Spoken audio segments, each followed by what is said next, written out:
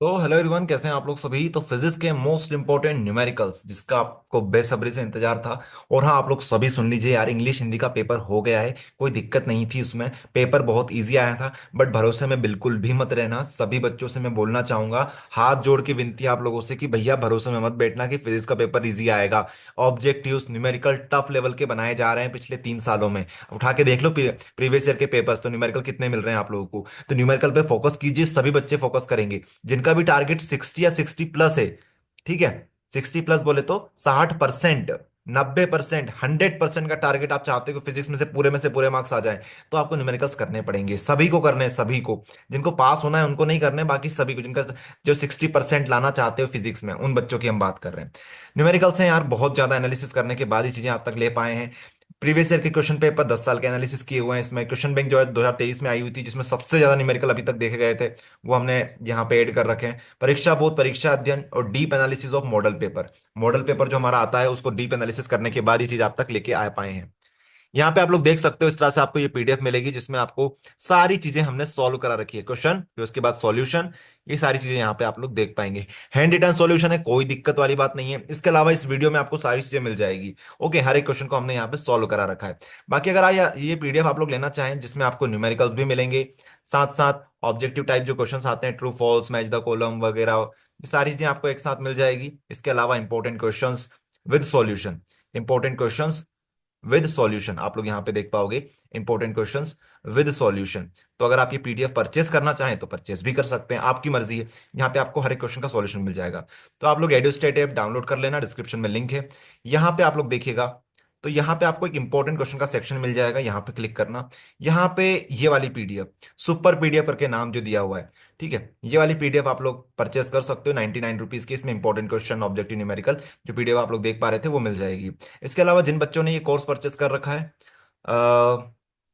Physics का, 249 rupees वाला, या फिर सब होंगे पास सीरीज परचेस कर रखी फिजिक्स की, उनको ये परचेस करने की कोई भी नीड नहीं है। ओके, बाकी आप लोग इसी तरह के और भी वीडियोस चाहते हो तो आप लोग यहाँ पे आ जाइए। प्लेलिस्ट बनी हुई है जहाँ पे आपको 13 घंटे 22 मिनट के अंदर अंदर कंप्लीट चीजें करा रखी है। 2 नंबर के questions, derivation, theoretical questions, objective type question, numericals और रिवीजन, सब कुछ आपको इस वीडियो में मिल जाएगा। आई होप आप सभी को सारी चीजें क्लियर हो गई होगी।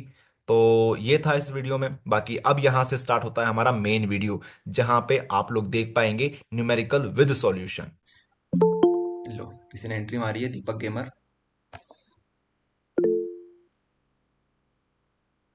तो कहाँ गए हम लोग? ये रहे।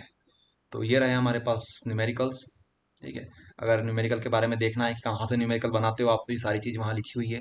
अब ये चीज़ आपके ऊपर, ये पढ़ना आप लोग आराम से न्यूमेरिकल दे रखें, लेकिन हमारा काम आज का ये है कि जो न्यूमेरिकल्स इंपॉर्टेंट है वो आपको करवाएं। तो देखिए, हम लोग स्टार्ट करेंगे हमारी यूनिट नंबर 2 के साथ। वहां से न्यूमेरिकल से स्टार्ट करते हैं, क्योंकि 2 नंबर में न्यूमेरिकल बन सकता है, 3 नंबर में भी आ सकता है। और आ सकता है तो सबसे ज़्यादा इंपॉर्टेंट जो टॉपिक होता है वो होता है कैपेसिटर।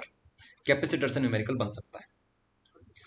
देखिए, कैपेसिटर तो कहा यह जा रहा है कि three capacitor of capacity two mu F, 4 mu F, 8 mu F are connected in series and parallel. Find the equivalent capacity in each case. तो अगर आपके पास 2 mu F, 4 mu F, 8 mu F के आपके पास क्या लगे हुए हैं, कैपेसिटर लगे हुए हैं, या फिर उनकी कैपेसिटी ये है, तो कैपेसिटर आपके पास 3 लगे हुए हैं, उनकी कैपेसिटी आपको दे रखी है। अब आपको यूनिट से घबराना नहीं है, माइक्रोफैराड जो दे रखी है उससे हमें कोई दिक्कत नहीं है, हमें तो नंबर से मतलब है। एक बार सीरीज में कनेक्ट करना है, एक बार पैरेलल में कनेक्ट करना है। तो आपको हम लोग फॉर्मूले बता देते हैं, या देखो हमने लिख रखा है गिवन डेट, हमको ये चीज़ दे रखी है, इनसे हमें मतलब है। बाकी अब आप लोग स्क्रीन के सामने देख सकते हो, ये इनके फॉर्मूले होते हैं। जरा ट्राई करके देख लो। ठीक है, बहुत सिंपल चीज़ है। पैरेलल का तो हर कोई बता देगा। पैरेलल में ध्यान रखना, पैरेलल में इस तरीके से लिखते हैं हम लोग, और सीरीज में ऐसे लिखते हैं। कंफ्यूज मत होना, रजिस्टेंस वाला जो होता है, रजिस्टेंस वाला उसमें उल्टा होता है, यहाँ पे उल्टा होता है। सीरीज में हम लोग इस तरीके से सॉल्व करते हैं, पैरेलल में इस तरीके से सॉल्व करते हैं। तो बहुत सिंपल न्यूमेरिकल है। फॉर्मूला देखो, ये रहा फॉर्मूला 1/c। हम लोगों को टोटल बताना है कि टोटल कितना होगा, तो फॉर्मूला ये रहा, इसमें टोटल फॉर्मूला ये रहा पैरेलल के केस में। तो इसको बिना देखे सॉल्व कर लो एक बार, फिर आपको बताते हैं आप लोग गलती कहाँ पे कर सकते हो। जरा बिना देखे सॉल्व करना, तब आपको गलती पता चलेगी। अगर यहाँ पे बस देखते देख देख के करोगे ना तो गलती समझ में नहीं आएगी। सर एक बार क्वेश्चन दिखा दीजिए। क्वेश्चन लो, क्वेश्चन क्या देखो, हम तो आपको डायरेक्ट ये दिखा देते हैं ना, गिवन डेट क्या क्या क्या दे रखा है। C1 दे रखा है, C2 दे रखा है, C3 दे रखा है, बस। यही चीज वहां पे सर लिखी हुई है। पैरेलल का सर ये म्यू एफ क्या है? म्यू ये एफ? यूनिट है, ये यूनिट है, यूनिट कुछ भी हो सकती है। आपसे यही तो बोला था स्टार्टिंग में कि यूनिट पे घबरा, सर यूनिट मत देखो आप, यूनिट तो आखिर में हम लोग लिख देंगे। सर पैरेलल का 40 म्यू है और सीरीज का 88/7। ठीक है, काफी अच्छा किया आपने। तो ये जो चीजें हैं ये तो बहुत बेसिक चीजें हैं, आपको फिर भी हम बताएंगे ताकि आपका एक कॉन्सेप्ट बिल्ड हो जाए। अगर आपसे सीरीज का बोले और कैपेसिटर का बोले, ध्यान रखना, अगर यहाँ पर रेजिस्टेंस होता ना तो उल्टा हो जाता। कैपेसिटर के, यहाँ पर कैपेसिटर की बात कर रहे हैं, तो कैपेसिटर में क्या होगा, फॉर्मूला सिंपल सा बनेगा 1/c। अब जितने दे रखे C1 plus C2 plus 1/c3, अगर ज्यादा दे रखे होते तो वो भी हम लोग ऐड कर देते। आई बात समझ में? अब बस इस फॉर्मूले में वैल्यू पुट कर दो, तो यहाँ पे आएगा 1/c, 1/2, 1/4, 1/8। ये कैसे आया? कुछ नहीं किया, वैल्यू पुट कर दी यहाँ पर। अब इसके बाद क्या करना है, एलसीएम लेना है हमें, नीचे की 8 आ जाएगा एलसीएम। इसके बाद हमें क्या करना है, यहाँ पर 4 आ जाएगा, यहाँ पर 2 आ जाएगा, यहाँ तो 1 आ जाएगा। सोल्व करेंगे तो आएगा 7/8। तो अब बहुत सारे बच्चे गलती करेंगे और लिख देंगे ये हमारा आंसर हो गया। नहीं, ये गलत आंसर है। आंसर ये कभी नहीं होगा, क्योंकि ये 1/c की वैल्यू आई है और आपको चाहिए c की वैल्यू। तो आप इसको उल्टा कर दो, अगर इसको उल्टा करोगे तो इसका उल्टा करना पड़ेगा, तो ये आ जाएगा 8/7। आई बात समझ में? और अब यूनिट जो भी है वो लिख दो, म्यू एफ, ये इसकी यूनिट होती है। बस कहानी खत्म। अब पैरेलल का तो भैया इसमें तो क्या मैथ्स लगाना ही नहीं है, इसमें तो क्या है, छोटा सा बच्चा कर देगा, उसको बता दो कि ये कॉन्सेप्ट है, ये फॉर्मूला है, तो वो खुद कर देगा। सर 8 4 सीरीज और में 2 पॉइंट में आंसर देना है क्या? नहीं देना है, ये काफी है इतना। 2 नंबर का तो क्वेश्चन आएगा, उसमें क्या चीज करोगे, इतने में समझ जाएगा समझने वाला। ठीक है, इतना कर दो, इतना काफी है, 8/7 करोगे, सही है। सर म्यू की जगह पर वैल्यू तो डाल सकते हैं म्यू की। रहने दो ना, उन्होंने कहाँ डाली वैल्यू, उन्होंने उन्होंने आंसर इसमें मांगा हमसे, तो हम इसी में देंगे ना, हम एक्स्ट्रा क्यों चले। ओके चलो, सिंपल सा ओके था, सर। कर लिया आप लोगों ने। बाकी ये जो चीजें हैं ये आप लोग मेन नोट्स में नोट मत करना, क्योंकि ये तो हम आपको पहले ही प्रोवाइड कर देंगे, ये तो प्रैक्टिस करते रहना आप लोग, इसमें क्या चीज है। बाकी एक अगला वाला देखो, ये भी आपके लिए आ सकता है, इस तरीके का भी आपके लिए आ सकता है। अब एक बात ध्यान रखो, अब आप सोचो कि यही न्यूमेरिकल आपके लिए आ जाएगा, वैल्यू चेंज कर देंगे वो लोग, यहाँ पर 2 mu F, 4 mu F, 8 mu F की जगह पर कुछ और आ सकता है। तो कर लेना आप लोग, ठीक है, पैरेलल तो ले आओगे एक नंबर तो यहाँ पर, बाकी यहाँ पर थोड़ी सी प्रॉब्लम आएगी, तो ये भी कर लेना, कोई बड़ी बात नहीं है। हाँ, तो आगे बात करते हैं। अगला क्वेश्चन है हमारे पास, find the equivalent capacitance between the point A and B in the following circuit. अगर ऐसा सर्किट बना के आपको दे दे तब भी आपको आना चाहिए। क्या करना है आपको, अगर इस प्रकार का सर्किट दे दे तो कोशिश ये करना कि पहले इसको निपटा लो, इसको निपटा लो, इतने इतने एरिया को। तो ये पैरेलल है तो यहाँ पर पैरेलल लगा दो, तो इसको पैरेलल में सोल्व करेंगे तो कितना आएगा, 2 और 2 कितने होते हैं, पैरेलल में हम लोग ऐड कर देते हैं, तो 2 और 2 कितने होते हैं, 4 होते हैं, तो इसको डायरेक्ट सिंपल सा ऐसा बना लो। अब ये किसमें बन गया, सीरीज में। अब यहाँ पर सीरीज का फॉर्मूला लगा दो। ठीक है, तो चलिए सॉल्व करेंगे आप लोग सभी। डायरेक्ट अपनी जो रफ कॉपी है, सेकंड वाली रफ कॉपी जो आपसे बोली है कि वहां पर बस रद्दी ले लो आप लोग, उसमें सॉल्व करो और उसका आंसर बताओ क्या आ रहा है आपके पास।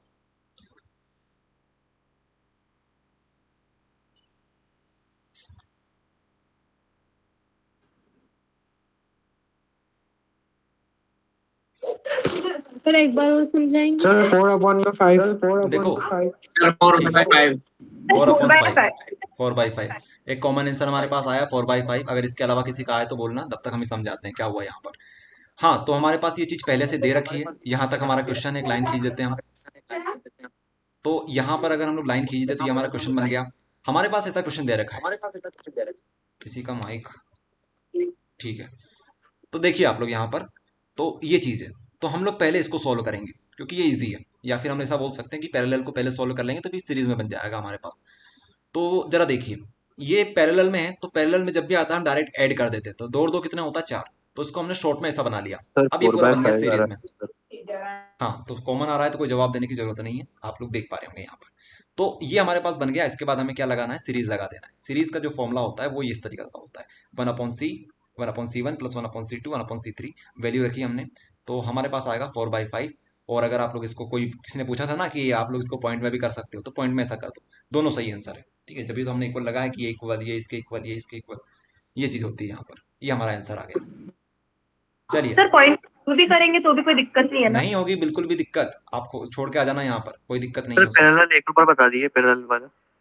पैरेलल में क्या करते हैं, देखो यहाँ पर पैरेलल का फॉर्मूला लिखा हुआ है, पैरेलल में हम लोग सिर्फ ऐड कर देते हैं। ठीक है, तो पैरेलल हमें सिर्फ यहाँ पर दिख रहा है तो हम इसको ऐड कर देंगे। ये देखो फॉर्मूला ऊपर लिखा हुआ है ना, C1 plus C2 plus C3। अब हमारे पास पैरेलल में सिर्फ 2 है, C1 और C2, तो बस इनको ऐड करेंगे। इनको ऐड करने के बाद हम लोग इसको सिंपल कर लेंगे, सिंपल ऐसा हो गया, ऐसा करेंगे हम लोग। चलिए अब हम लोग स्टार्ट करते हैं करंट इलेक्ट्रिसिटी के न्यूमेरिकल्स। हाँ, तो पहले तो आप लोग यहाँ पर देखो, थोड़ा कॉन्सेप्ट बिल्ड करते हैं, डायरेक्ट आंसर देखोगे तो मजे नहीं आएंगे। तो समझो इस चीज को, द स्टोरेज बैटरी, देखो पढ़ने का तरीका देखो। मैंने देखा है आप लोगों को, जब आपको क्विज दी थी हमने वहां पर, तो बहुत सारे स्टूडेंट क्या करते हैं, क्विज आते से फटाक से आंसर दे देते हैं।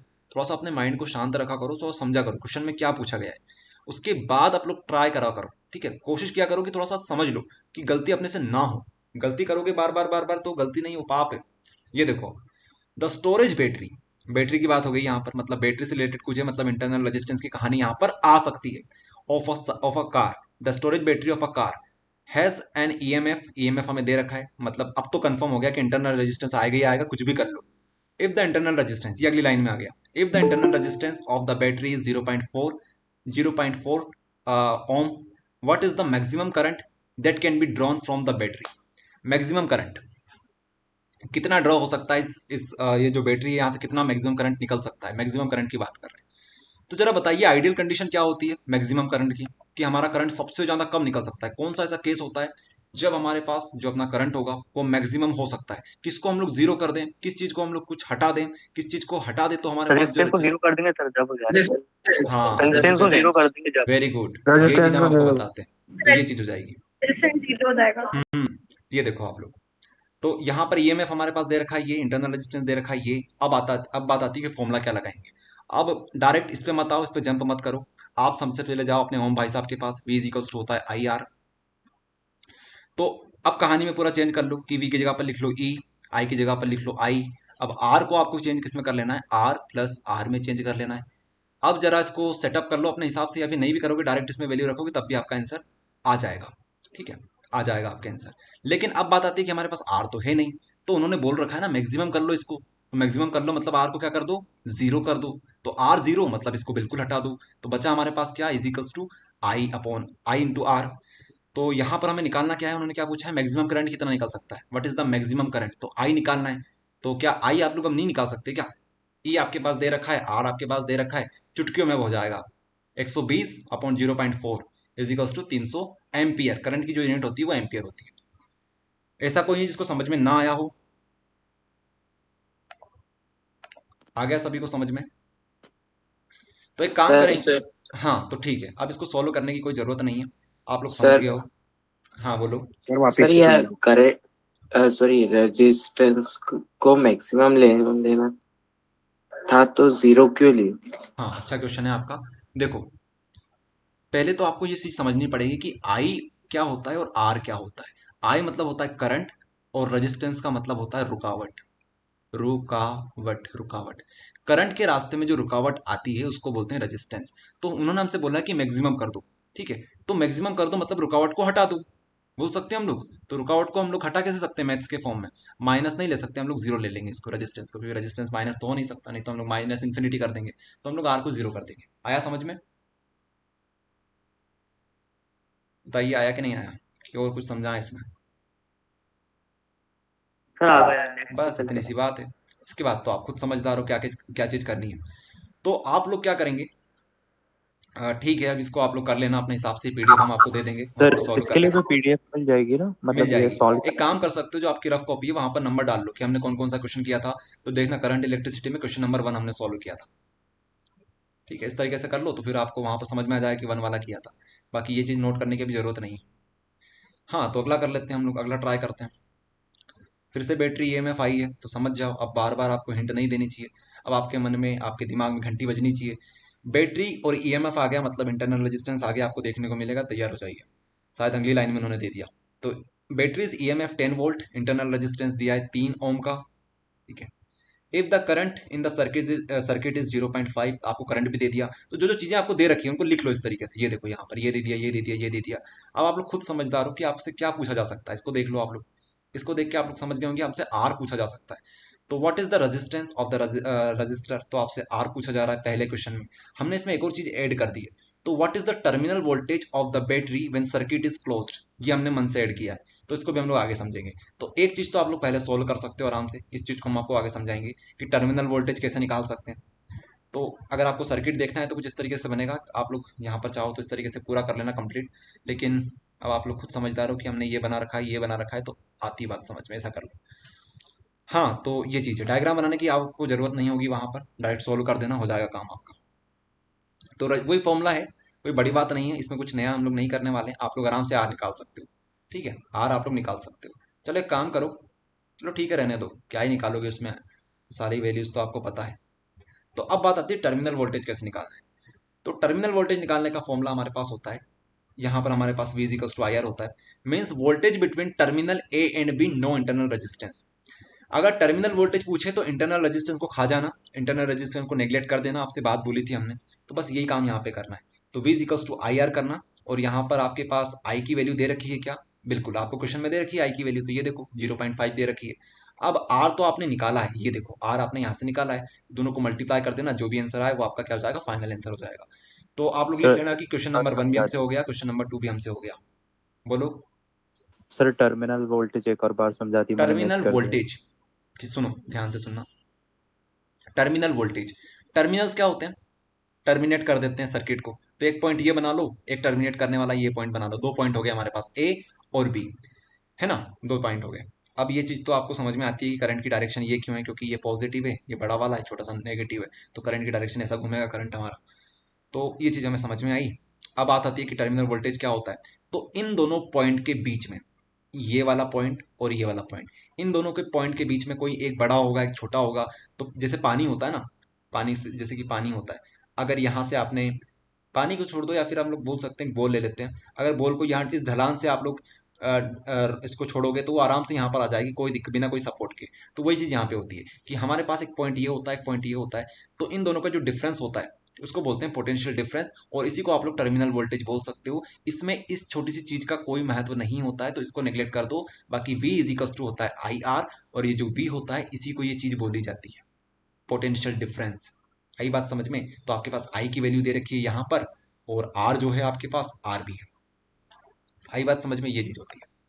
R तो आपने अभी निकाला ना इससे, ये यहाँ पर, तो इस तरीके से R निकल जाएगा। आया समझ में? ओके। बताओ। नहीं सर, वो आप आगे का ही समझा रहे थे, वही मिस कर दिया था मैंने, मतलब ये जो आप समझा कहाँ से रहे थे, मिस हो गया आपका, कहाँ से मिस हो गया बताओ। मतलब टर्मिनल वोल्टेज जब आप समझा रहे थे। टर्मिनल आप छोड़ वोल्टेज, सकते हो सर। देखो यहाँ लिखा हमने कोष्टक में, टर्मिनल वोल्टेज का मतलब होता है means voltage between terminal A and B, no internal resistance. अगर आपको ज्यादा समझ में ना आए तो सिंपल सी बात रखो कि आपको जो छोटा सा आर है ना, आर, इसको आपको छोड़ देना है, आर की जो भी वैल्यू है इसको छोड़ दो, बाकी अपना जो सिंपल सा ओम्स लॉ होता है उससे निकाल लो, V is equals to I R होता है, तो इससे आप लोग निकाल लो, बस इतना सा है, यही होता है टर्मिनल वोल्टेज। आप लोग पोटेंशियल डिफरेंस ही समझ सकते हो टर्मिनल वोल्टेज को, अब कर लोगे। Okay sir. हाँ, तो ओके। इससे तो बहुत सिंपल हो जाएगा, फॉर्मूला याद कर लो। हमारे पास 3 चीजें होती है, या तो उसको समझ लो, ठीक है, अपने हिसाब से समझ लो, या फिर किसी और से समझ लो, और तीसरा तरीका है कि उसका कुछ फॉर्मूला वगैरह पकड़ो और आगे बढ़ो। तो 3 चीजों में से, जैसे बोलते हैं ना कि शाम दाम दंड भेद सब लगा लो, तो शाम ना चले तो दाम लगाओ, दाम ना चले तो दंड दो, उसके बाद आखिरी में तो भेद है ही सही हमारे पास। भेद से तो आजकल सबका काम हो जाता है। चलिए अगला क्वेश्चन देखेंगे हम लोग, और ट्राई करना कि इसको आप लोग खुद करो थोड़ा सा अपने रफ कॉपी में। तो हमारे पास ये जो क्वेश्चन है, यहाँ पर हमने छोटा सा वर्ड लिख रखा है, इजी क्वेश्चन है, तो देख के घबराना मत, क्योंकि इसमें कुछ टर्म ऐसी होगी जो दिखने में खतरनाक होगी। हाँ, तो a negligible current is pass through a wire of length 15 metre. अब कुछ चीजें ये क्या करते हैं, ये मन से दे देते हैं हमने को कंफ्यूज करने के लिए। A negligible current is pass through a wire, कुछ काम का नहीं है, करंट यहाँ से कुछ भी फ्लो नहीं हो रहा है। नेग्लिजिबल है मतलब आप लोग करंट को जीरो मान सकते हो, मतलब करंट का यहाँ पर कोई महत्व नहीं है। वायर की लेंथ हमारे पास 15 मीटर दे रखी है, and uniform cross sectional area अपने को एरिया दे रखा है, ए अपने को दे रखा है कितना, 6.0 या फिर 6 × 10⁻⁷ मीटर स्क्वायर। देखो मीटर स्क्वायर से समझ गए कि ये एरिया है, तो एरिया की जगह ए लिख लो, A is equal to 6.0 10⁻⁷ metre square, and it's resistance is measured by 5 ohm. अब इसका रेजिस्टेंस दे रखा है, देखो जब तक वो ऐसा ना बोले इंटरनल ना लगाए, तब तक अपने दिमाग से खुरापती आइडिया मत लगाना, छोटा आर मत बनाना, आर ही बनाना। ओके, ये देखो ये 5, तो 5 ये क्या दे रखा है हमें, 5 हमें क्या दे रखा है, रेजिस्टेंस दे रखा है, तो उसके आगे ओम लगा लो, ओम का सिंबल, ये ऐसा ना बने तो OHM लिख देना, ओम बन जाएगा। तो व्हाट इज द रजिस्टिविटी, देखो यहां पर उन्होंने आके बात बताई, रजिस्टिविटी क्या होगी, of the material at the temperature of the experiment. तो हमसे रजिस्टिविटी पूछी जा रही है। अब कोई ऐसा स्टूडेंट जिसको रजिस्टिविटी का फॉर्मूला आता है वो बोल के बताएगा, या फिर रेजिस्टेंस का बोल दो, जिसको जो भी आता है वो बोल दो। Sir R is equals to rho L by A. हाँ, Yes. ये चीज बहुत सारे लोगों को आती है, R equals to rho L by A। ये तो अब इसमें रेजिस्टिविटी क्या होती है? रो। सर रो हाँ, तो रो को हम लोग इधर लिख लेते हैं, बाकी सारी चीजों को इधर ले जाते हैं, आर ए अपॉन एल।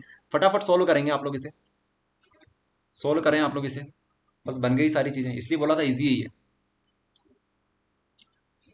तो बाकी लोग सोल्व करेंगे, जिनको रो समझ में नहीं आया कि ये फॉर्मूला कैसे बनता है, वो मेरे साथ देखेंगे यहाँ पर। देखिए, जो रेजिस्टेंस होता है, मान लीजिए कि हमारे पास 2 मटेरियल है, into 10 to the power 7.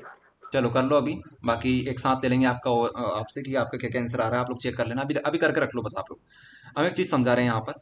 मान लीजिए हमारे पास एक वायर है, इस तरीके का वायर है, ठीक है, वायर इस तरीके का है, इसका एक सेक्शन होगा क्रॉस सेक्शनल एरिया, ये इसको बोलते हैं क्रॉस सेक्शनल एरिया ए, इसको बोलते हैं इसकी लेंथ, ये क्या होती है इसकी लेंथ एल।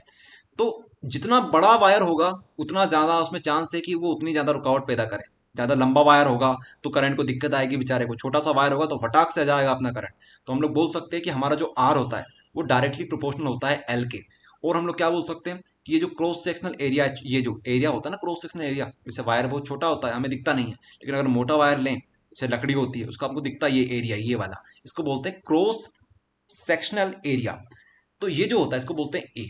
तो अब ये जो एरिया होता है ये जितना छोटा होगा हम लोग बोल सकते हैं उतना ज़्यादा रेजिस्टेंस होगा, जितना छोटा होगा उतना ज़्यादा हमारे पास रेजिस्टेंस होगा। मतलब क्या हुआ, अगर मान लो हमारे पास बड़ा रेजिस्टेंस है, जैसे आप लोग ऐसा समझ के चलो कि एक आपके पास एक सर्कल है और आप लोग मान लो यहाँ पर खड़े हुए हो, ठीक है, ये आप क्या है, ये करंट है, करंट हमारा मेन हीरो होता है, रेजिस्टेंस तो विलन होता है ना, आई है हमारे पास। तो अगर ये गेट जो है, ये सर्कल है, अगर ये बड़ा होगा तो हमारा जो आई है वो आराम से पास हो जाएगा, आई हमारे पास आराम से पास हो जाएगा। अगर ये जो एरिया है इसको आप लोग छोटा सा बना दो, तो अब इस भाई साहब को कैसे करना पड़ेगा, बिल्कुल सिसकते सिसकते जाना पड़ेगा, ठीक है, घिसाते हुए इसके अंदर से जाना पड़ेगा, तब भी क्या मालूम निकले ना निकले। तो ऐसी दिक्कत है यहाँ पर। तो हम लोग बोल सकते हैं कि जितना बड़ा एरिया होगा, जितना बड़ा एरिया होगा उतना ही आसानी से हमारा आई पास हो जाएगा। तो अगर ये इसके डायरेक्टली प्रोपोर्शनल है तो रेजिस्टेंस तो विलन है, इसको क्या करेगा, ये अपोज करेगा, तो वो बोलेगा हम इसके अपॉन में आ जाएंगे, ये तो इसलिए आता है ये R is directly proportional to L upon A. तो यहाँ से अगर ये हटाओगे तो यहाँ पर क्या आ जाएगा, R equals to rho L by A, और यहाँ पर ये जो रो होता है वो कॉन्स्टेंट होता है, तो इसलिए हम लोग यहाँ पर ये जो कॉन्स्टेंट का साइन होता है इसको हम लोग लिखते हैं, रो होता है रजिस्टिविटी। बस ये कहानी होती है, इस तरीके से आप लोग समझ सकते हैं। चलो, तो आप लोग आंसर चेक कर लीजिए, ये कुछ इस प्रकार का आंसर आया होगा आपका। 5 into 6.0 into 10 to the power -7, और उसके बाद हमने क्या किया, 5 एकम 5, 5 3 15, उसके बाद 3 आया तो 3 एकम 3, 3 दूनी 6, ये कट गया, तो हमारे पास सिंपल सा आंसर आ गया 2 इंटू 10 to the power -7। यहाँ पर आप लोग रो की यूनिट बना सकते हो, अगर किसी ने यूनिट बनाई है तो अच्छी बात है, अगर नहीं बनाई है तो बनाना सीख जाओ, वो भी बहुत सिंपल है। रो इज इक्वल टू होता है हमारे पास आर ए बाई एल। तो आर क्या होता है हमारे पास, इसकी यूनिट होती है ओम, रेजिस्टेंस की यूनिट होती है ओम, एरिया की यूनिट होती है मीटर स्क्वायर, और लेंथ की यूनिट होती है मीटर, लेंथ हम लोग मीटर में नापते हैं ना, इस तरीके से 1 मीटर से ये कैंसिल हो जाएगा, तो क्या हो जाएगा, रो इंटू एम। आगे बात समझ में सभी को, ओके। अब यहाँ पर एक और ऑब्जेक्टिव है हमारे पास, लेकिन अभी आप लोग इसे ट्राई ना करें, ठीक है, जो जो चीज़ आपको इजी बतानी थी वो बता देते हैं, क्योंकि अभी हमारा टारगेट यही है कि हम लोग 75 या फिर 80 तक लेके आ जाएं। ये जो चीज़ें हैं थोड़ी सी मुश्किल है, इसको बताने में टाइम लगता है, तो ये चीज़ें अगर आप कोई करना चाहे सॉल्व तो करने की कोशिश करना, अपना एक्स्ट्रा एफर्ट देना, आप लोग हो जाएगा। अब हम लोग यहाँ पे आ जाते हैं 3 स्टार वाले क्वेश्चन के ऊपर। चलो किसी को एंटर कर लेते हैं पहले तो, क्या नाम है इनका, स्ट्रॉन्ग स्टडी मेकर। हाँ, तो हम लोग यहाँ पर थे, बिल्कुल भी डिस्ट्रैक्ट नहीं होंगे किसी प्रकार से भी। तो हमारे पास क्वेश्चन कुछ इस प्रकार का है, एक काम करते हैं थोड़ा सा ऐसा लेके आ जाते हैं, ऐसा तो हमको थोड़ा सा आंसर नहीं दिखेगा तो थोड़ा सा दिमाग चलेगा, नहीं तो बार बार आंसर की तरफ दिमाग जाएगा हमारा। तो क्वेश्चन हमारे पास है, in a potentiometer, a cell of EMF 1.25 V given a balance point at 35.0 centimeter length of the wire. If the cell is replaced by another cell and the balance point shift to 6.0 centimeter, what is the EMF of secondary cell? ये हमसे पूछा जा रहा है। किसी का mic on है क्या, ऑफ कर लो भैया। अभी जो नए नए स्टूडेंट आए हैं उनका माइक देखो, आप लोग आपका माइक ऑन है तो ऑफ करो उसे। तो देखिए, वैसे तो ये पोटेंशियोमीटर जो टॉपिक है एक तरीके से रिड्यूस हो चुका है, लेकिन यहाँ से जो न्यूमेरिकल है ये आया हुआ है। एक बार और रिड्यूस हुआ था शायद 2013-14 में ये टॉपिक रिड्यूस हुआ था, लेकिन फिर भी वहां से न्यूमेरिकल दिया था, तो इसलिए ये इंपॉर्टेंट हो जाता है। और इसका न्यूमेरिकल देने का सिंपल सा मतलब होता है कि ये एक फॉर्मूले के ऊपर बेस्ड होता है, जो कि आसानी से सब लोग कर देते हैं। आप लोग क्या समझे इसमें से? आप लोगों के लिए दो हमने हाईलाइटेड कीवर्ड्स कर रखे हैं, एक सेल है, एक अनादर सेल है। तो आप लोगों को ज्यादा दिमाग लगाने की जरूरत नहीं है। पोटेंशियोमीटर आए, पोटेंशियोमीटर अगर आपके पास आए तो सिंपल सा फॉर्मूला है E1/E2 L1/L2। आपके पास E1 और E2 क्या है? ईएमएफ है। आपके पास E1 और E2 ईएमएफ है। E1 क्या है? एक सेल का, और E2 हमारे पास दूसरे सेल का, दो सेल हमारे पास लगे हुए हैं। इसके अलावा इस ईएमएफ यहाँ पर जो हम लोग लगा रहे हैं, इसके लिए बैलेंस पॉइंट या फिर हम लोग लेंथ बोल सकते हैं, वो कितनी है? इसकी लेंथ ये है और इसकी लेंथ हमसे पूछी है। ठीक है, what is the EMF of the, अच्छा हमसे ईएमएफ पूछा है, अनदर सेल का हमसे ईएमएफ पूछा है, तो मतलब हमें लेंथ दे रखी होगी, तो ये हमको दे रखी है। यहाँ पर हमें एल दे रखा है, यहाँ पर भी एल दे रखा है, इसको बोलते हैं L1 दे रखा है, यहाँ पर L2 दे रखा है, E1 L1 इसका दोनों को दे रखा है, यहाँ पर E2 दे रखा है, तो आपको ये निकालना है। तो बस ये निकाल लो, ये चीज दे रखी है, ये चीज दे रखी है, ये चीज दे रखी है, तो ये चीज आपको निकालनी रहेगी। ओके, तो आप लोग क्या करेंगे? आप लोग इसको सॉल्व करेंगे, आपको इसको सॉल्व करना है। तो यहाँ पर आपके लिए हमने शॉर्ट में लिख रखा है कि सेल सर ए हमारे पास, उसका ईएमएफ ये है, L2 ये, L1 ये है, और E2 हमारे पास है, इसको क्वेश्चन मार्क करो, L2 इसकी ये दे रखी है। हाँ, सर 2.2 आंसर इसका 2.22। चलो देखते हैं, करके देखेंगे सॉल्व इसे। सबको कर लेना थोड़ा सा, उसके बाद हम लोग सॉल्व करेंगे इसे। 0.69 है क्या सर इसका आंसर? 0.69, चलो आंसर देखते हैं। 2.25। 2.25, 0.6, और क्या बोला आपने और किसी ने? 0.2 भी हमारे पास आंसर आए हैं। ये मैथ्स है पूरा, मैथ्स तो ऐसा कोई याद तो रहता नहीं है किसी को भी, तो सॉल्व करके देख लेंगे क्या हो गया उसमें। तो आंसर्स देखिए आप लोग, 2.25 आ रहे हैं किसी का 0.6 आ रहा है, किसी का 0.2 आ रहा है। टाइम है, करो सॉल्व, बहुत सिंपल चीज है, E2 आपको निकालना है।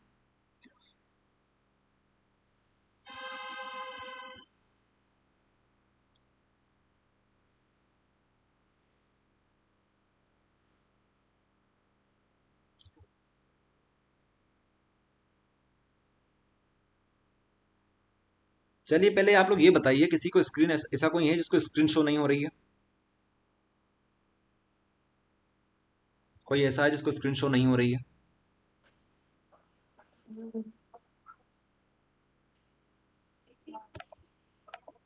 आवाज तो आ रही होगी आप सभी को?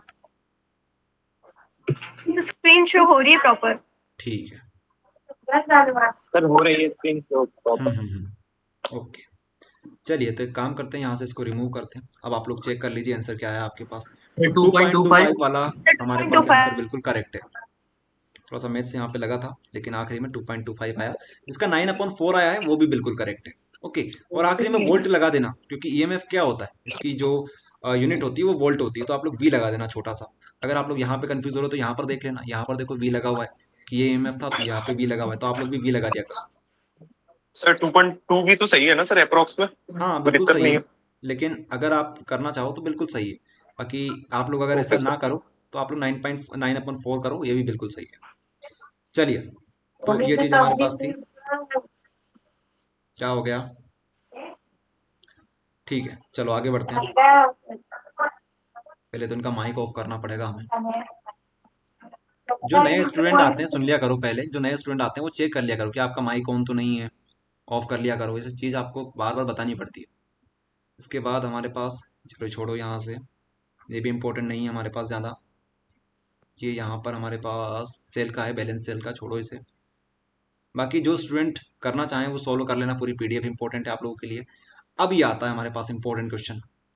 ठीक है, ये आता है हमारे पास इंपॉर्टेंट क्वेश्चन। यहाँ पर ये जो क्वेश्चन है, इसमें आपको पहले तो वो जो चीज़ें दे रखी है उनको लिख लेना है, उसके बाद एक फॉर्मूला होता है इसका, ठीक है, उसको आप लोग अप्लाई करना है। तो काफ़ी सिंपल चीज़ है, ये क्वेश्चन आपके लिए आता है, एक ये इंपॉर्टेंट टॉपिक होता है, तो उसमें से ये क्वेश्चन आता है। तो आप लोग मेरे साथ पढ़ेंगे। At room temperature 27 degree Celsius, the resistance of a heating element is 100 ohm. What is the temperature of the element if the resistance is found to be 117 ohm. Given that temperature coefficient of that material of the resistor is 1.70 and into 10 to the power minus 14 coulomb inverse. पहले एक बार question को थोड़ा ध्यान से समझो क्या लिखा हुआ है। 8 रूम टेम्परेचर उन्होंने दे रखा है 27 डिग्री सेल्सियस। तो हम लोग बोल सकते हैं कि हमारे पास जो रूम टेम्परेचर है वो है 27 डिग्री सेल्सियस। इसके बाद उन्होंने दे रखा है the resistance of a heating element is 100 ओम। तो हम लोग बोल सकते हैं कि रेजिस्टेंस एट टी या फिर टी हमारे पास क्या है, ये टेम्परेचर। आप लोग यहाँ पर टी की जगह यहाँ पर टी लिख लेना। रूम टेम्परेचर हमारे पास टी है, तो टी के ऊपर हमारे पास आर की वैल्यू कितनी दे रखी है, 100 ओम दे रखी है। कि इतना खतरनाक इन्होंने क्या लगा रखा है, रेजिस्टेंस लगा रखा है। अब आप खुद सोचो, अगर इतना लगा रखा है तो फिर टेम्परेचर तो आएगा ही आएगा, तो इसलिए वो हीट होगा। समझ रहे हो, इतना सारा इतना खतरनाक उन्होंने क्या लगा रखा है, रजिस्टर लगा रखा है। इस वजह से हीटिंग आएगी, करंट अच्छी तरह से फ्लो नहीं हो पाएगा, एक जगह रुक जाएगा, तो हीट होगा वो, और क्या, ऐसी बात उन्होंने बता रखी है। What is the temperature of the element if the resistance is found to be 117 ohm given that the temperature coefficient of the material of the resistors is ये। आपसे ये पूछा कि चलो आपने इसके ऊपर ये चीज हमने दे दी, तो अब आप हमें ये बताइए कि अगर हम लोग इस रेजिस्टेंस को बढ़ा के कितना कर दें, 117 कर दें, तो उस समय हमारे पास टेम्परेचर कितना आएगा, वो हमसे पूछा जा रहा है। हमारे पास टेम्परेचर कॉफिशिएंट दे रखा है alpha 1.70 into 10 to the power -4 degree coulomb inverse. ये हमारे पास क्या दे रखा है, टेम्परेचर कॉफिशिएंट दे रखा है। तो हमारे पास एक फॉर्मूला होता है टेम्परेचर कॉफिशिएंट का कि alpha equals to R1 minus R कोष्टक में आता है हमारे पास T1 माइनस T2। ठीक है, ये हमारे पास एक फॉर्मूला होता है, इसकी वजह से हमारा आंसर बिल्कुल आसानी से आ सकता है।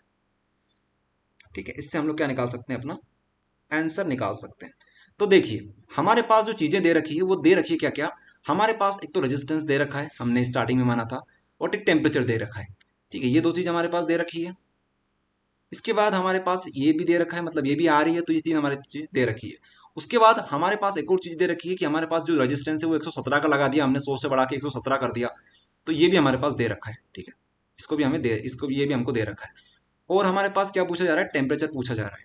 क्या ये चीज भी हमारे पास दे रखी है, बिल्कुल ये चीज भी उन्होंने दे दी है। तो अब बताइए कि ये चीज हम लोग नहीं निकाल सकते क्या, निकाल सकते हैं। तो पहले तो आप लोग क्या करेंगे, जो फॉर्मूला है उसको पहले अरेंज कर लो। ठीक है, डायरेक्ट वैल्यू मत पुट करो, पहले फॉर्मूला को अरेंज कर लो, ताकि अपना जो चीजें हैं वो इजी हो जाए। क्या हो गया, ये समझ में नहीं आ रहा सर, टॉपिक अल्फा। देखो अभी एक हमको बार फिर कंप्लीट से कर लेने समझा दो, दे। उसके बाद समझाएंगे आपको। एक ओके बार सर। कंप्लीट हो जाए उसके बाद समझा देंगे। अब देखो देखो सिंपल सी कहानी ये है, आपको फिर से थोड़ा बता देते हैं कि हमारे पास एक रेजिस्टेंस था 100 ओम का। उन्होंने बोल दिया कि अगर इतना आपके पास रेजिस्टेंस है, इतना खतरनाक आपने रेजिस्टेंस लगा रखा है, ओम की इसकी यूनिट होती है। उन्होंने बोला कि भैया आपका जो जो भी बल्ब वगैरह है या फिर जो भी वायर है वो हीट होगा। ठीक है, हीट होगा मतलब कि एक पर्टिकुलर टेम्परेचर के ऊपर वो हीट होगा। उन्होंने टेम्परेचर दे रखा है 27 डिग्री सेल्सियस, ये चीज़ उन्होंने दे दी। अब उन्होंने बोला कि चलो ठीक है, रेजिस्टेंस आपके पास 100 था तो इतना हुआ, अगर रेजिस्टेंस आपके पास 117 ओम हुआ तो बताओ टी कितना होगा। ओके, और अब आपके पास ये जो दो चीजें आती है, तो हमें एक फॉर्मूला दिमाग में आ जाना चाहिए, ये वाला। ये आपको अभी बताया नहीं है, तो आपसे बोला है कि याद कर लेना, सबके लिए नया चीज है ये, घबराने वाली बात थोड़ी ना है, सबके लिए नया है ये सर फॉर्मूला। 127। तो यहाँ पे जो चीजें होगी अभी सुन लो पहले, फिर हम लोग भूल जाएंगे यहाँ पर कि जो चीजें हैं वो बताना है, नहीं तो फिर वापस स्टार्टिंग से बताना पड़ेगा हमें। इसलिए पहले सुन लिया करो, आंसर फिनिश हो जाने दिया करो, उसके बाद डाउट पूछा करो। तो हमारे पास अल्फा जो होता है टेम्परेचर कॉफिशिएंट, तो ये भी हमें दे रखा होगा, सामने वाला अपने को ये भी दे देगा। तो ये जो होगा इसको हम लोग रखना है R1 minus R upon R T1 minus T2 या T1 माइनस T। या फिर अगर आपको ऐसा करना है, वैसे ये सिंपल है, बहुत सिंपल चीज है। अगर आप लोग ऐसा कंफ्यूज हो रहे हो तो इसको बोल दो R2, इसको बोल दो R1, फिर आपको इसको भी R1 बोलना पड़ेगा, यहाँ पर T2 T1, ऐसा भी सही है। फॉर्मूला अपने हिसाब से डिजाइन कर सकते हो, लेकिन सिंपल तरीका यही है कि इसको एक को बोलो R, एक को बोलो R1। आई बात समझ में, ऐसा बोलने से क्या होगा, सिंपल हो जाएगा। तो ये चीज रहेगी, बाकी फाइनल क्या करना आपको, आपको फिर वैल्यू निकालनी है। तो टी आपके पास है, ये आपको निकालना है।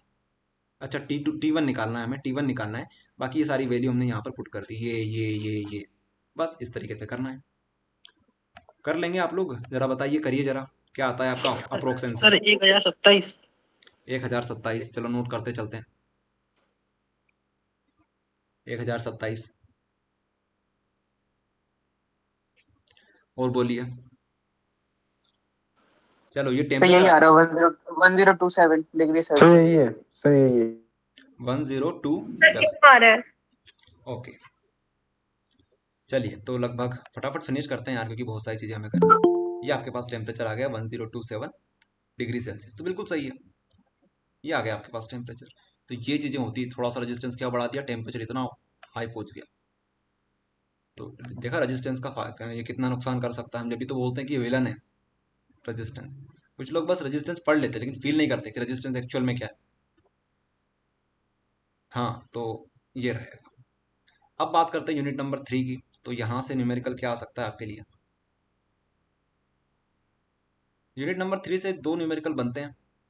एक तो ये बनता है, क्या बोलते हैं अपना, शंट से एक न्यूमेरिकल बन जाता है, एक न्यूमेरिकल यहाँ से बन जाता है लेक्लांचे सेल से। तो यहाँ से न्यूमेरिकल की संख्या अगर बात करें तो 10 साल में सिर्फ एक या फिर 2 बार आया है न्यूमेरिकल। तो अगर आप चाहें तो ये दो न्यूमेरिकल लगा लेना। इसे यहाँ पर लिखा हुआ है 2018 में आया था ये। बाकी यहाँ से न्यूमेरिकल नहीं आते हैं, ठीक है। ये जो चैप्टर है यहाँ से न्यूमेरिकल नहीं आते, मूविंग चार्ज एंड मैग्नेटिज्म से। इससे लॉजिकल क्वेश्चन आएंगे, तो आप लोग इसे छोड़ दो। आगे बात करते हैं EMI एंड SC। यहाँ से न्यूमेरिकल, अब कॉन्सेप्ट समझना एमपी बोर्ड ने इस बार क्या किया है। एमपी बोर्ड ने सेट में अपने जो मॉडल सेट पेपर है वहां पर न्यूमेरिकल दिए हैं इससे रिलेटेड। और ये दोनों न्यूमेरिकल देख रहे हैं आप लोग, ये सेट में दे रखे हैं। और दोनों के दोनों लगभग किससे रिलेटेड है, RMS से रिलेटेड है। तो हम लोग यहाँ से RMS के लगभग रिलेटेड है, RMS और वो जो स्टार्टिंग की जो टर्म्स होते हैं हमारे पास उनसे रिलेटेड है। तो हम लोग क्या करेंगे, वही चीज करेंगे, क्योंकि न्यूमेरिकल लायक यही चीज है। न्यूमेरिकल लायक यही चीज है, इसके अलावा चैप्टर में कुछ है ही नहीं न्यूमेरिकल लायक। तो हम लोग इन्हीं को कर लेंगे। काफी सिंपल है। अगर किसी ने थोड़ा बहुत भी पढ़ा होगा ना तो वो इनको ऐसे ही कर देता, अगर किसी ने ट्राई किए होंगे तो। चलो देखो यहाँ पर समझाते हैं आपको कॉन्सेप्ट। पहले एक काम करते हैं, थोड़ा सा ऐसा कर लेते हैं ताकि आप लोग डायरेक्ट आंसर पे फोकस ना कर पाओ। पहले क्वेश्चन पढ़ना सीखो आप लोग। अगर आप लोग क्वेश्चन सही से पढ़ना सीख गए ना, तो मान के चलो कि आप लोग 90% लोगों से पहले ही आगे हो। क्योंकि बहुत सारे लोग अपने एमपी बोर्ड में ऐसे होते हैं कि बस क्वेश्चन देख के छोड़ देते हैं, अरे ये क्वेश्चन चलो छोड़ो, नीचे वाला और वाला देखो, और वाला क्या दे रखा है, ऐसा करते हैं। लेकिन ये नहीं देखते कि वहां पर भैया ओम स्लो ही पूछ लिया उन्होंने, तो थोड़ा देख क्या करो। हाँ तो हमारे पास जो चीजें दे रखी है उनको देखेंगे हम लोग। 100 ohm resistor is connected to a 200 volt 500 hertz AC supply. जो चीजें दे रखी है उसको हम लोग गिवन डेट करके लिखेंगे, लेकिन पहले एक बार क्वेश्चन को पढ़ लेते हैं। What is the RMS value of current, हमसे क्या पूछा जा रहा है, IRMS हमसे पूछा जा रहा है। याद है सुबह वाली क्लास में इसके ऊपर थोड़ी सी बात करी थी हमने, of current in the circuit. Okay छोड़ो इसको। एक चीज तो हमसे ये पूछी है, इसको लिख लेते हैं B क्या पूछा है हमसे, what is the net power consumed over a cycle. Net power consumed over a cycle, तो पावर हमसे पूछी है, ठीक है। नेट पावर मतलब पावर, नेट पावर आप लोग चाहो तो P नेट। तो ये चीजें हमें पता है, ये चीजें हमें दे रखी है, मतलब ये चीजें हमें निकालनी है। तो हम लोग क्या करेंगे, अब इनके लिए कुछ फॉर्मूले होते हैं, उनमें हम लोग वैल्यूज पुट करेंगे और हमारे पास आंसर्स आ जाएंगे डायरेक्ट। तो देखिए हम लोग पहले तो वो जो गिवन डेट है वो चाहो तो लिख लेना। यहाँ पर हमने नहीं लिखा है, शॉर्ट में सारी चीज कर दी है। तो आप लोग यहाँ पर देखो, ये हमारे पास क्या दे रखा है, रेजिस्टेंस दे रखा है, इसको लिखो R। और क्या देखा है, V हमारे पास दे रखा है ये, ठीक है। ये हमारे पास क्या दे रखा है, V दे रखा है। अच्छा यहाँ पर कुछ हमने गलती करी है क्या, कि 100 resistance is connected to a 200 volt and 500 volt HDSC। What is the RMS value of the current in the supply, what is the power of it. शायद यहाँ पर क्या होगा, यहाँ पर 220 होगा, ठीक है। यहाँ पर 220 होगा, क्योंकि यहाँ पर हमने क्या लिखा है, 220 लिखा है। तो आप लोग थोड़ा सा यहाँ पर करेक्शन कर लेना, यहाँ पर 220 आएगा, ओके। तो हो जाती है कभी गलतियाँ, तो आप लोग यहाँ पर ध्यान रखना। तो अब देखो हमारे पास एक तरीके से V भी दे रखा है और R भी दे रखा है, ठीक है। ये जो चीज़ें उन्होंने दे रखी है, उन्होंने बोल रखा है कि हमारे पास रेजिस्टेंस ये है और हमारे पास जो वोल्टेज है उसके पास ये दे रखा है। तो अगर हमारे पास IRMS निकालना है तो हम लोग इसमें इस तरह का फॉर्मूला लगा देंगे अपना ओम्स लॉ वाला, V इक्वल्स टू होता है IR। तो अगर ये हमारे पास IRMS है तो ये हमारे पास RMS हो जाएगा, ठीक है। हमारे घरों में जो करंट आता है ना, ऐसी करंट, वो एक्चुअल में ये वाला आता है, IRMS वाला, RMS वाला, ओके। तो इसी को अपने को करना है, V अपॉन क्या करेंगे हम लोग, हमें निकालना क्या है, यहाँ पर हमें I निकालना है, तो इसके अपॉन में R को भेज दो तो बस हो जाएगा काम खत्म। यहाँ से जीरो कैंसिल, फिर यहाँ पे आप लोग डॉट लगा दो, इस तरीके से ये खत्म एक लाइन में। और दूसरी लाइन में हम लोग क्या फिनिश कर देंगे, हम लोग पावर को फिनिश कर देंगे। तो अपने पास जो चीज़ें दे रखी है उसके हिसाब से पावर को फिनिश कर दो। अब पावर के देखो 2-3 फॉर्मूले होते हैं, पावर के 2-3 फॉर्मूले होते हैं, आपको बताया था ना, पावर के 2-3 फॉर्मूले होते हैं, तो जिससे चाहो उससे कर दो। हम लोग यहाँ पर यूज करेंगे अपना ये वाला फॉर्मूला V² अपॉन R। तो V² हमारे पास दे रखा है अपॉन में, ये कैसे आया, ये कैसे आया पता है आपको? ये हमने सुबह वाली क्लास में बताया था, पी इजिकल्स टू होता है V I, P is equals to होता है वी आई। तो बस ऐसे आया हमारे पास। हमने आई की जगह पर क्या रख दिया, आर यूज किया। तो हमें पता है वी इजिकल्स टू होता है आई आर, तो वी की जगह पर ये रख दो, तो रखो यहाँ पर। तो यहाँ पे रखेंगे वी आई आर, तो यहाँ पे रखा हमने। अच्छा यहाँ पे हमने क्या करा, आई को रखना है ना, तो इसको अपन ले जाओ आर के अपॉन में। अच्छा यहाँ से आई हो जाएगा, यहाँ से आर हट जाएगा, तो यहाँ पे आ जाएगा वी अपॉन आर। तो ये हो जाएगा वी स्क्वायर अपॉन में आ जाएगा आर। इस तरीके से आया ये फॉर्मूला। तो ये फॉर्मूला है, इसको रखो और वैल्यू आपको मिल जाएगी। ठीक है, पावर जो होता है उसको वाट में लिखते हैं। ठीक है, कि कितने वाट का बल्ब है, ऐसा बोलते हैं ना, कितने पावर का बल्ब है, तो ये वाट में लिखा जाता है डब्ल्यू। तो ये आपसे हो जाएगा। एक काम करना चाहो तो फॉर्मूला नोट कर लो आप लोग, बस इतना काफ़ी है। अच्छा ये चीज़ हमें समझ में आई। अब ये जो चीज़ें हैं, वैसे तो हमने जो आज क्लास पढ़ाई थी सुबह, मॉर्निंग वाली 12 बजे वाली, तो वहां पे आपसे बोला सर था पी कि वाली स्टेप समझ नहीं आई है। कौन सी वाली स्टेप समझ में नहीं आई, बताओ। पी वाली, पी के आगे जो हुआ है। अपना नाम बताओ, क्या है नाम आपका? साहिल आंसर, साहिल। हाँ साहिल, आपने सुबह जो 12 बजे मतलब आफ्टरनून में हमने जो क्लास ली थी वो आपने अटेंड करी थी? नहीं सर, वो वाली नहीं अटेंड की थी क्लास। देखो अगर वो करते ना तो आज ये मतलब डाउट नहीं आता, क्योंकि वहां पर हमने इसको तो समझाया था। प्रैक्टिकल था मेरा। चलो कोई बात नहीं, अच्छी कोई बात नहीं, समझा देंगे, कोई सी बड़ी बात थोड़ी ना है इसमें। तो हम बात ये कर रहे थे कि पावर का जो फॉर्मूला होता है वो होता है वी इंटू आई। ठीक है, तो ये हमारे पास फॉर्मूला होता है। तो हम लोग क्या करेंगे, इसको कन्वर्ट कर लेंगे पी इज इक्वल्स टू, अभी जो आई है ना, आई को आप लोग क्या लिख सकते हो, ओम्स लॉ हमारा होता है V is equals to I R. तो आप लोग क्या कर दो, इसको वी अपॉन आर ले आओ, इसको यहाँ पर लिख लो आई। तो आई की जो वैल्यू है यहाँ पर हम लोग पुट कर देंगे, तो V into V upon R हो जाएगा। तो यहाँ पे क्या हो जाएगा, वी स्क्वायर अपॉन आर हो जाएगा। बताओ, आया समझ में? यस। बस इतनी सी यस सर, बात। समझ गया, हाँ हो और गया। एक और बात साहिल, एक काम करना, जो रिकॉर्डिंग है अपनी वो देख लेना, है ना, रिकॉर्डिंग देख लेना। जी इसके जी। अलावा अपनी जो क्विज है वो प्रैक्टिस कर लेना, क्योंकि वो क्विज में भी हमने ये चीज़ दे रखी है। Okay sir. चलो, तो ये रहेगा। बाकी क्वेश्चन नंबर आगे बढ़ते हैं, यहाँ पर आ जाते हैं। तो हमसे पहला क्वेश्चन पूछा गया है, what the peak value of AC supply is. Peak value क्या दे रखी है हमको, 300 वॉट, 300 दे रखी है हमें, 300 वोल्ट बोलना चाहिए। What is the RMS voltage. तो जब आपके पास सिर्फ एक वैल्यू दे रखी हो तो उस समय हमारे पास फॉर्मूला काम करता है ये वाला। अगर मान लो आपको वी आर एम एस निकालना है तो सबसे बेहतरीन फॉर्मूला यही होता है। जो आपने ऊपर देखा ना, वो तो हर कोई निकाल लेगा, किससे निकाल सकता है, ओम्स लॉ से निकाल सकता है, लेकिन वी आर एम एस का पर्टिकुलर फॉर्मूला यही होता है। एक तो पिक वैल्यू ले लो, उसकी पिक वैल्यू ले लो, अपॉन में अंडर रूट 2 से डिवाइड कर दो, अंडर रूट 2 से डिवाइड कर दो। अगर यहीं पर आर एम एस होता, आर एम एस होता, तो ये कैसे निकालते, पिक वैल्यू निकालते, आई की पिक वैल्यू आप लोग निकालते, उसको अंडर रूट 2 से डिवाइड कर देते। तो ये दोनों फॉर्मूला दोनों के दोनों सेम ही हैं, बस उसमें आपको रिस्पेक्टिव चीजें रखनी पड़ेगी, यहाँ पर वी रखना पड़ेगा, यहाँ पर आई रखना पड़ेगा। आई बात समझ में? ये फॉर्मूला होता है, इसलिए बोला था कि न्यूमेरिकल की टेंशन मत लो, फॉर्मूले आप लोग एक दिन पहले ही पढ़ के जाओगे तो हो जाएगा काम। बस ये फॉर्मूले थे, कर लोगे। अगला नीचे वाला क्वेश्चन आपके लिए, ये फिर ये देख लो एक बार इसको कैसे करना है, कि 300 के अपॉन में क्या कर दिया, रूट 2 से डिवाइड कर दिया, ये हो जाएगा। The RMS value of current in AC circuit is 10 ampere. What is the peak value. अब देखो यहाँ पर थोड़ा सा देखो, यहाँ पर इन्होंने क्या पूछा है, आपको आरएमएस वैल्यू दे दी। देखो इस बार आपको क्या दे दी इन्होंने, आई आरएमएस वैल्यू दे दी। कितनी दे दी, RMS value of current is AC is 10 ampere, ये आपको दे दी। और आपसे क्या पूछ लिया उन्होंने, पिक वैल्यू बताओ। तो अभी हमने देखा था कि आरएमएस जो होता है वो कैसे निकलता है। सबसे पहले तो आई नोट निकालो, या फिर आई पीक बोल सकते हो आप लोग, आई पीक निकालो, उसका डिवाइड कर दो अंडर रूट 2 से। तो अब क्या करोगे, आपको ये निकालना है, आई पिक निकालना है ना, तो इसका इससे मल्टीप्लाई कर दो। तो अंडर रूट 2 मल्टीप्लाई में आप लोग आई आर एम एस लिख लो, कितना है हमारे पास 10। ये आपका आंसर आ गया। ये यहाँ तक भी छोड़ सकते हो आप लोग, यही आपका आंसर है। ठीक है, यही आपका आंसर है, ये रहा। बाकी आगे सोल्व करना है तो फिर रूट रूट को करो आप लोग सोल्व। बाकी यहाँ पर भी छोड़ोगे तो यहाँ पर भी आंसर लिख सकते हो। चलिए, तो ये हमारे थे। अब हम लोग आगे बढ़ते हैं, न्यूमेरिकल्स ऑन रे ऑप्टिक्स। समझ में आ रही है चीजें, बताइए। ये लीजिए, जिसको कुछ कुछ छूट गया हो, कुछ फॉर्मूला वगैरह, तो यहाँ से आप लोग नोट कर सकते हो, अपने हिसाब से जूम कर लो। चलो आप लोगों से पूछ लेते हैं।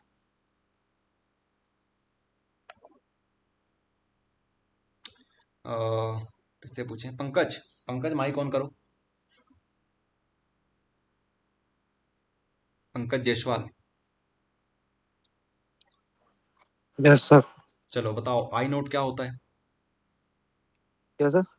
आई नोट क्या होता है, आई नोट या फिर आई पीक क्या होता है? Sir I peak value. I peak मतलब होता है करंट जो होता है हमारा, वो होता है एसी करंट। तो एसी करंट में जिस समय हमारी जो वेव होगी जब से हाई पीक पे चली जाएगी, पीक वैल्यू पे चली जाएगी, और उस समय जो करंट होगा उसी को बोलते हैं आई पीक वैल्यू। अब अगर आपसे पूछें कि बताओ आई पिक आप लोग कैसे निकाल सकते हो, अगर आपके पास आरएमएस दे रखा हो तो, आई आरएमएस दे रखा हो तो तो आप लोग आई पिक सर कैसे निकाल सकते आई पीक के अपॉन में 2 से डिवाइड कर देंगे उसको। हो? तो आई पिक तो रूट आपको 2 से। निकालना है ना, आपसे हमने पूछा है कि आई पिक कैसे निकालोगे, हमने क्वेश्चन थोड़ा सा घुमा के पूछा है कि आई पिक कैसे निकालोगे। तो उसमें सर रूट 2 से मल्टीप्लाई कर देंगे हाँ, आई आर एम एस में। वेरी गुड, बस यही चीज आपको बतानी थी। अच्छा, पावर क्या होती है?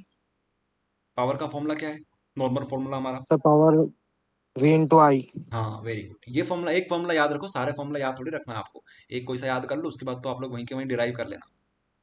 तो ये चीज हमारी फिनिश हुई। आगे आ जाओ। अब हमारे पास आता है ray optics. Ray optics, ray optics, ray optics, यहाँ से न्यूमेरिकल बनते हैं। पहले तो यहीं से बनते थे, 2020 में यहाँ से बना था, 2019 में बना था। यहाँ से न्यूमेरिकल बनते थे, 3 नंबर में भी आते थे, 2 नंबर में भी आते थे। तो डरने वाली बात नहीं है, समझाते हैं आपको। सबसे पहले तो मिरर फॉर्मूला देख लो क्या होता है। एक होता है लेंस फॉर्मूला, एक होता है mirror formula. Lens maker formula या फिर लेंस इक्वेशन जो होती है वो अलग होती है, मिरर फॉर्मूला अलग होता है। ये होता है 1/f equals to 1/b plus 1/u। ठीक है, ये चीज होती है हमारे पास। इसके बाद यहाँ पर हमने सारी चीज दे रखी है कि यू किसे बोलते हैं, बी किसे बोलते हैं, एफ किसे बोलते हैं। यहाँ पर हमने रिलेशन दे रखा है कि आर जो होता है वो डबल होता है किसके, एफ के। एफ के डबल, सर एक आवाज रिलेशन भी नहीं होता आ है। रही। आवाज नहीं आ रही है क्या? किसी को भी नहीं आ रही है क्या, सर बताइए आ जरा। रही है। सर सर आ प्रॉपर रही है, सर आ रही है। सर आ रही है। आ रही है सर। हाँ ठीक है। जब भी हम सोचे कि यार अभी हमने रिचार्ज किया था एक्स्ट्रा, कैसे खत्म हो गया इतनी जल्दी। आ जाओ यहाँ पर। You V F. यू क्या होता है, ऑब्जेक्ट डिस्टेंस। वी होता है हमारे पास इमेज डिस्टेंस। एफ होता है हमारे पास फोकल लेंथ। ये हमारे पास छोटा सा रिलेशन होता है जो कभी कभी काम आ जाता है कि आर जो होता है वो टू एफ होता है, आर इसको 2f होता है। एफ क्या है हमारे पास, फोकल लेंथ। याद है आज हम जो हमने क्विज दी थी उसमें ये चीज दी थी हमने आपको, बहुत सारे स्टूडेंट ने गलत किया था। छोटा सा आंसर था जो भी गलत कर दिए थे लोगों ने। हाँ, तो वो अपना टॉपिक नहीं है। टॉपिक हमारा ये है कि ये जो फोकल लेंथ है ना, ये हमें दिक्कत देती है। ये चीज तो बता रखी है कि यू और वी की डायरेक्शन कैसे निकालते हैं।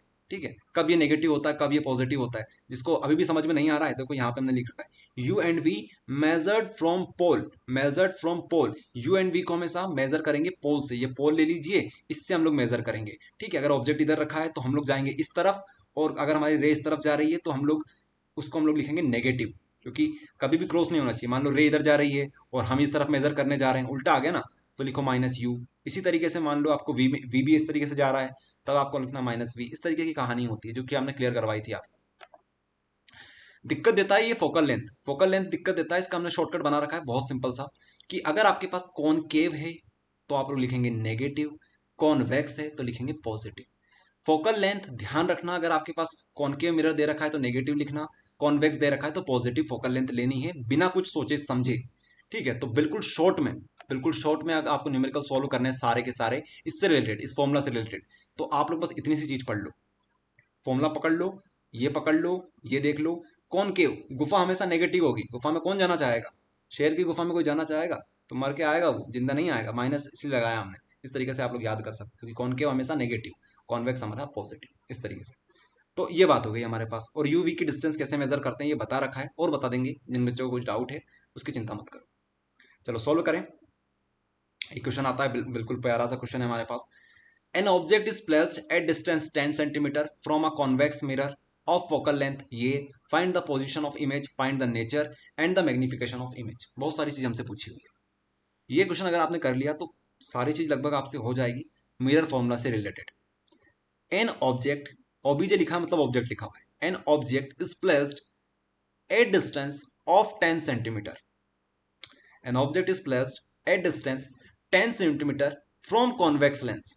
कॉन्वेक्स लेंस क्या दे दिया इन्होंने, कॉन्वेक्स दे दिया। ठीक है, तो यहां से हमारे दिमाग में पिक्चर क्लियर हो जाना चाहिए कि भैया फोकल लेंथ तो पॉजिटिव आएगा, कुछ भी कर लो, क्योंकि यहाँ पर कोई गुफा नहीं है। गुफा होता तो हम लोग नेगेटिव लगाते, कॉनकेव नहीं है मतलब यहाँ पर हम लोग पॉजिटिव ही लगाएंगे। कॉन्वेक्स है यहाँ पर तो पॉजिटिव आएगा। ये चीज हमें क्लियर हो गई यहाँ से। कॉन्वेक्स कैसा होता है, कॉनकेव गुफा ऐसी बनती है तो ऐसा लेंस होता है कॉनकेव। पीछे से पॉलिश कर दो इसको, ये आपका कौन सा मिरर बन गया, कॉनकेव मिरर बन गया। अब ये कॉन्वेक्स मिरर की बात कर रहे हैं। अगर हमसे लेंस निकल जाए मुंह से तो आप लोग उसे नेग्लेक्ट कर देना, हम लोग मिरर बोल रहे हैं यहाँ पर, मिरर की बात कर रहे हैं, मिरर। तो ये देखिए कॉन्वेक्स की बात कर रहे हैं तो कॉन्वेक्स कैसा होगा, इसका उल्टा कर दो ऐसा, ठीक है। देखो गुफा ऐसी होती है ना, इस तरीके से खुली हुई, ये तो कॉनकेव ये है, और ये कॉन्वेक्स कैसा होगा, ऐसा होगा। तो अंदर से क्या करेंगे, जिस तरह से पॉलिश कर देंगे इसको, मिरर पीछे से पॉलिश होता है ना, तभी तो हमें अपना चेहरा इस तरफ दिखेगा। हाँ, तो ये चीज हो गई, तो ये हमारे पास हो गया। उन्होंने क्या बोला, N object is placed at distance 10 centimetre from convex mirror. तो 10 सेंटीमीटर की दूरी पे हम लोग हमारा ऑब्जेक्ट यहाँ पर खड़ा कर देते हैं, ये हमारे पास ऑब्जेक्ट है। हाँ, तो इसके सामने खड़ा कर दिया। अब इसकी इमेज यहाँ पर कहीं पर बनेगी, ठीक है, उसको समझेंगे कि इधर बन रही है, इधर बन रही है, वो हमारे अभी दिक्कत नहीं है। अब हमें ये समझ में आ गया कि 10 सेंटीमीटर दूर खड़ा हुआ है। फोकल लेंथ भी उन्होंने दे रखी है 15 सेंटीमीटर। अब हम लोग फोकल लेंथ बता नहीं सकते कि यहाँ पर बनेगी, यहाँ पर बनेगी, क्योंकि फोकल लेंथ हमें सिर्फ 15 सेंटीमीटर बता रखी है। वैसे बता सकते हैं 15 सेंटीमीटर है, मतलब फोकल लेंथ हमारी कहीं यहाँ पर बनेगी, ठीक है, 15 सेंटीमीटर पे यहाँ पर हमारे पास क्या बनेगी, फोकल लेंथ इतनी बनेगी, यहाँ से लेकर यहाँ तक, ठीक है, ये बता सकते हैं हम लोग, क्योंकि 10 यहाँ पर है तो 15 इधर ही आएगा, इधर थोड़ी ना आएगा। तो अब आपसे पूछा है कि बताओ कि जो इमेज बनेगी उसकी पोजीशन क्या होगी, कहाँ पे बनेगी, इधर बनेगी कि इसके इधर बनेगी, इसके अलावा इधर बनेगी तो कैसी बनेगी, ऐसी बनेगी कि ऐसी बनेगी, अगर इधर बनेगी तो ऐसी बनेगी कि ऐसी बनेगी, ये हमसे पूछा जा रहा है। उसके बाद हमसे मैग्निफिकेशन पूछा है, तो मैग्निफिकेशन का फॉर्मूला भी बताया था आपको कि मैग्निफिकेशन क्या होता है, height of image upon height of object, ये आपको बता रखा था। तो इसमें हम लोग वैल्यू पुट कर देंगे, तो समझेंगे चीज़ों को एक एक करके। सारी चीज़ आपसे एक बार में नहीं पूछी जाएगी, ओके। तो लेकिन हमने यहाँ पर एक साथ शामिल कर दिए ताकि आपके सारे कॉन्सेप्ट क्लियर हो जाए। तो अब देखिए किसको हम लोगों को नेगेटिव लेना है, किसको पॉजिटिव लेना है, वो समझेंगे। तो लगाएंगे हम लोग क्या, अपना मिरर फॉर्मूला। जब भी मिरर दिख जाए तो मिरर फॉर्मूला आएगा ही आएगा। तो मान लीजिए हमारा ऑब्जेक्ट यहाँ पे खड़ा हुआ है, ठीक है, तो ऑब्जेक्ट अपने पास हो गया। इसके अलावा यहाँ से हम लोग डिस्टेंस मेजर करेंगे, यहाँ पर भैया हम बैठे हैं, इसको मेजर करने चलते हैं, चलो डिस्टेंस कितनी है, तो यहाँ से लेके यहाँ तक की दूरी हमारे पास 10। तो ये कैसी होगी, नेगेटिव होगी, क्योंकि हमारी रे किस तरफ जाएगी, इस तरफ जाएगी रे हमारी, और हम जा रहे हैं किस तरफ, इस तरफ हम लोग मेजर करने जा रहे हैं, पोल से जाएंगे हम लोग मेजर करने के लिए हमेशा। तो ये हमारे पास जो u आएगा, u होता है हमारे पास ऑब्जेक्ट डिस्टेंस, ऑब्जेक्ट यहाँ पे है ना, तो u से हम लोग मेजर करते हैं ऑब्जेक्ट को, तो यहाँ पे आएगा नेगेटिव। उसके बाद बात करते हैं इमेज की, तो इमेज के आगे आएगा क्वेश्चन मार्क, क्योंकि हमें पता ही नहीं है। तो चलो फिर भी हम लोग कोशिश करेंगे इसमें निकालने की, इस फॉर्मूले से निकालने की। तो बस वैल्यू पुट कर दो, 1/15 is equals to 1/v minus 1/10। अच्छा, तो अब आप लोग कर सकते हो, इसको इधर ले आओ, क्योंकि ये माइनस है तो इधर जाएंगे तो प्लस कर देंगे, तो 1/v is equals to 1/15 plus 1/10। तो इन दोनों का एलसीएम जो आएगा 5 और 10 का, तो कितना जाएगा हमारे पास, 15 आ जाएगा। इसके बाद आप लोग सोल्व करिएगा यहाँ से, क्योंकि हमने शायद डायरेक्ट कर दिया है यहाँ पर, तो ये कर लेना आप लोग कि 15 है तो इस तरीके से होगा कुछ, और बाद में ये कैंसिल हुआ कि हमारे पास v आ जाएगा कितना, v हमारे पास आ जाएगा 6, ठीक है, v हमारे पास कितना आ जाएगा, 6 आ जाएगा। अच्छा, यहाँ पर एलसीएम कितना होगा हमारे पास, 15 नहीं होगा, यहाँ पर 30 होगा, ठीक है, 15 दूनी 30, इस तरीके से यहाँ पर 30 आएगा, तब जाके ये करेक्ट होगा। एलसीएम निकालते आता होगा आपको, 15 और 10 का कितना आएगा, 30 आएगा। तो 30 यहाँ पे आएगा, तो 30 के हिसाब से यहाँ पर 2, यहाँ पर 3, ऊपर आएगा 5, नीचे आएगा 15 इंटू 2, कैंसिल हुआ कि हमारे पास बचेगा, यहाँ पर आएगा 1/6, 1/6 हमारे पास आएगा, ये आएगा हमारे पास 1/v। तो इसको हम लोग उल्टा करेंगे तो v की वैल्यू हो जाएगी 6। ये कोई भी बड़ी बात नहीं है, छोटा सा मैथ्स है, जो क्लास 9th का मैथ्स होता है, क्लास 10th का मैथ्स होता है, वो यहाँ पर है, तो वो आप लोग कर लेना। आपको जो फंडा समझाना था वो समझा दिया, तो हमारे पास v आ गया। लेकिन हमसे v नहीं पूछा उन्होंने, v नहीं पूछा है हमसे। हमसे तो उन्होंने क्या पूछा है कि इमेज का नेचर कैसा होगा और इमेज की पोजीशन किधर बनेगी, वो हमसे पूछा है। तो हमारे पास जो v आया है वो पॉजिटिव आया, नेगेटिव नहीं आया, पॉजिटिव आया। इसका क्या मतलब होता है, इसका मतलब बहुत घना मतलब होता है, समझिए। v is positive means beyond the mirror at distance 6। v is positive यार, v is positive means beyond the mirror at distance 6। क्या मतलब हुआ इसका, आपको पता है, थोड़ा सा दिमाग लगाओ कि v पॉजिटिव आ रहा है, मतलब हम लोग इसको मेजर करने के लिए कहां से गए होंगे, इस तरफ गएंगे। अगर हमारी रे इस तरफ जाएगी तो हम लोग इसके मेजर करने के लिए इस तरफ जाएंगे, क्योंकि रे तो हमारी इस तरफ जा रही है ना, तो हम लोग बोल सकते हैं ये इधर बनेगा, ठीक है, इस तरफ ये बनेगा, इधर बनेगा, इधर किधर बनेगा, यहाँ पर ये, क्योंकि +6 कब आएगा, अगर इधर बनता तो ये नेगेटिव हो जाता। आई बात समझ में, इधर तो नेगेटिव होता ना, जैसे हमारा u नेगेटिव हुआ था, तो ये इससे हम समझ गए कि ये इधर ही बनेगा, कुछ भी हो जाए ये इधर ही बनेगा। आई बात समझ में, ये यहाँ से हम समझ गए। उसके बाद क्या लिखा हुआ है, तो v is positive means beyond the mirror, beyond the mirror, mirror के बियॉन्ड बनेगा at distance 6, at distance 6 metre दूर जाके उसकी इमेज बनेगी बियॉन्ड द मिरर। समझ में आया, पॉजिटिव से क्या समझे हम लोग, पॉजिटिव से यही समझ में आया कि भैया ये इधर बनेगा, इधर बनता तो नेगेटिव होता ना, ये चीज है। तो ये बात हमें समझ में आ गई, तो हमें समझ में आ गई, हमने पोजीशन बता दी, पोजीशन क्या रहेगी इसकी। अब हम लोग बात करते हैं इसका नेचर कैसा रहेगा। तो image formed beyond the mirror, अब जब भी इमेज जब भी इमेज किसके द्वारा, मिरर के द्वारा इधर बनती है, इस साइड बनती है, तो कैसी बनती है, वो बनती है इरेक्ट और वर्चुअल। इरेक्ट मतलब होता है सीधी, सीधी इस तरीके से। अगर हमारा ऑब्जेक्ट इस तरफ था तो इसका भी ऐसा ही मुंह होगा, इस तरफ ये बनेगी। ये कैसे समझ में आया, क्योंकि ये मिरर के इधर बनी है। जो भी इमेज मिरर के इधर बनती है वो ये कैसी तो बनती है, कॉनकेव मिरर है ना? कॉनकेव थोड़ी ना है। अच्छा है कॉनकेव है, ओके कॉन्वेक्स। कॉनकेव सही बोला आपने, उसको ऐसा कर लेना, उसमें क्या है, कॉन्वेक्स मिरर है ना, ऐसा कर लेना, इसको ऐसा कर लेना। वो तो बस कॉन्सेप्ट समझाने के लिए बता रहे हैं, उसका रोल यहाँ पर कुछ भी नहीं है, ठीक है। चलो सही बोला आपने, ये कॉनकेव मिरर, लेकिन वो तो सिर्फ बताने के लिए था, बाकी एक्चुअल डायग्राम अपना ये वाला है। तो इससे आप लोग कंफ्यूज मत होना, वो तो सिर्फ बताने के लिए, बाकी चीज़ें यहाँ पे लिखी हुई है।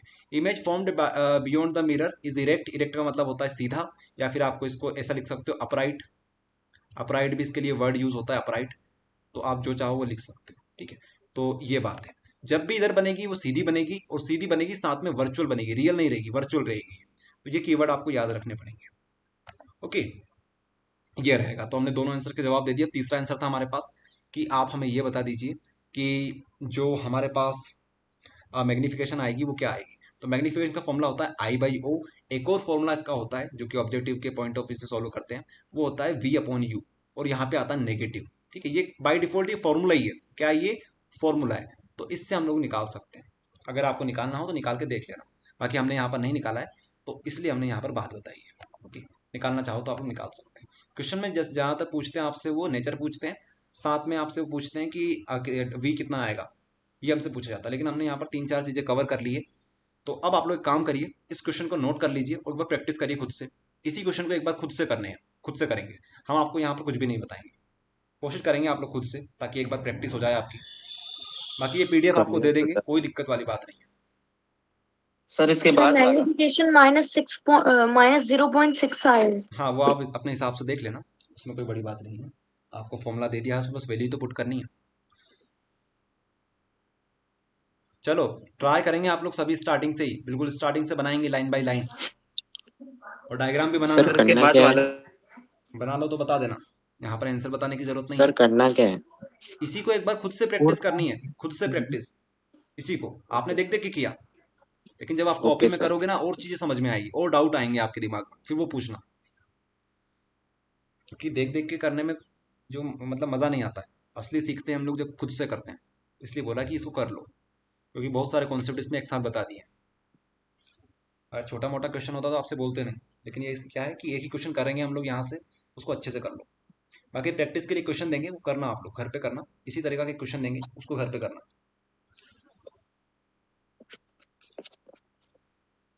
हमने सोचा था कि आज रे ऑप्टिक्स पढ़ा देंगे, लेकिन शायद आज भी नहीं हो पाएगा रे ऑप्टिक्स, आज तो सिर्फ हमारे न्यूमेरिकल हो पाएंगे।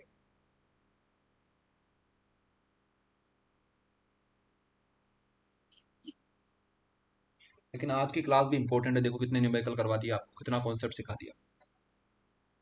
सीखने पे फोकस करो, जीवन में सिर्फ सीखने पे फोकस किया करो, बाकी तो होता रहेगा चीज़ें। क्लास से कुछ ना कुछ लेके जाया करो कि यार आज ये चीज़ हम लोग सीख के गए, इतने सारे कॉन्सेप्ट हमें आज तक किसी ने बताया नहीं, आज ये सिखा दिया भैया ने या सर ने, जो आप लोग बोलते हो हमें। तो ये चीज़ें इंपॉर्टेंट होती है। शायद बहुत सारे स्टूडेंट को ये चीज़ें नहीं पता थी इतने अच्छे से, और पता भी होगी तो इतने अच्छे से नहीं पता थी क्योंकि हमने बता दी। कुछ कुछ स्टूडेंट ऐसे थे जिनको पता थी क्योंकि वो पहले से पढ़ते थे, तो ऐसा भी हो सकता है। चलो ऑब्जेक्टिव को सोल्व सर करते ये हैं, हो जाए तो बोल देना कि हाँ हो गया सर हमारा, या फिर भैया जो भी हो हमारा हो गया है, आगे बढ़ो।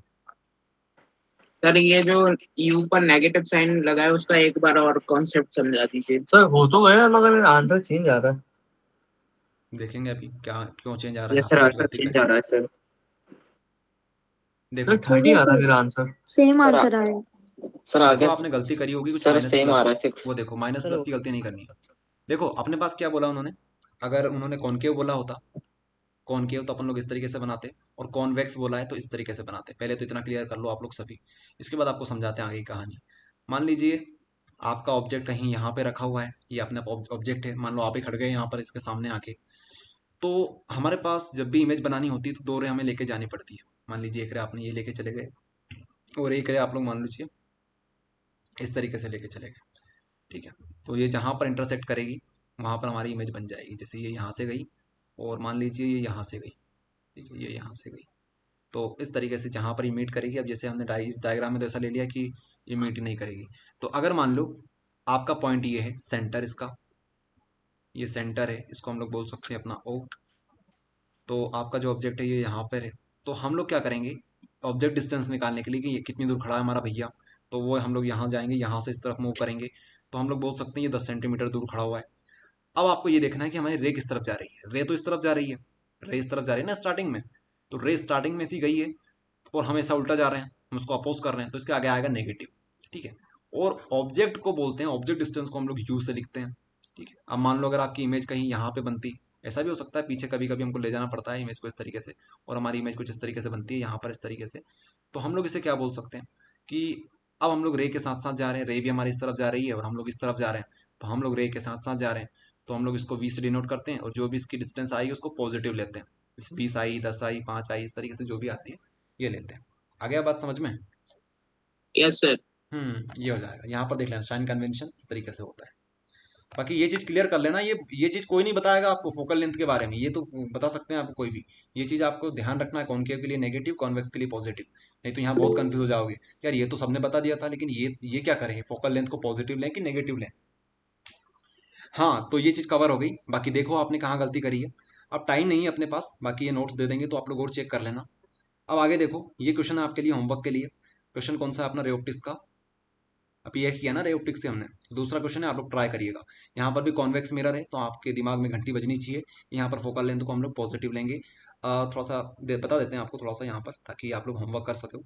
यहाँ पर हमें आर दे रखा है, automobile has R is equals to 3m if a bus is located at 5 metre. अब यहाँ पर ऑब्जेक्ट को उन्होंने बस बोल दिया, तो क्या हो गया, बस बोल दिया तो कोई दिक्कत नहीं है, हमको तो ऑब्जेक्ट मान के चलेंगे ना उसे। If bus is located at 5 metre from this mirror, find the position, nature and size. तो ये आपको सबको बताना है क्या है। अब अगर आपको आर दे दिया तब भी आप फोकल लेंथ निकाल सकते हो, तभी तो हमने ये चीज निकाली थी। अगर आपको कोई आर दे दे तो फोकल लेंथ आप लोग तब भी निकाल सकते हो। सर एक्सक्यूज मी सर, हाँ बोलो। सर लास्ट क्वेश्चन में मुझे एक डाउट है। हाँ सर वॉइस क्रैक हो रही है। सर ये -1/10 लिया अपन ने, मतलब इधर माइनस लगाया नहीं अपन ने ऑब्जेक्ट का, जो माइनस में थी डिस्टेंस।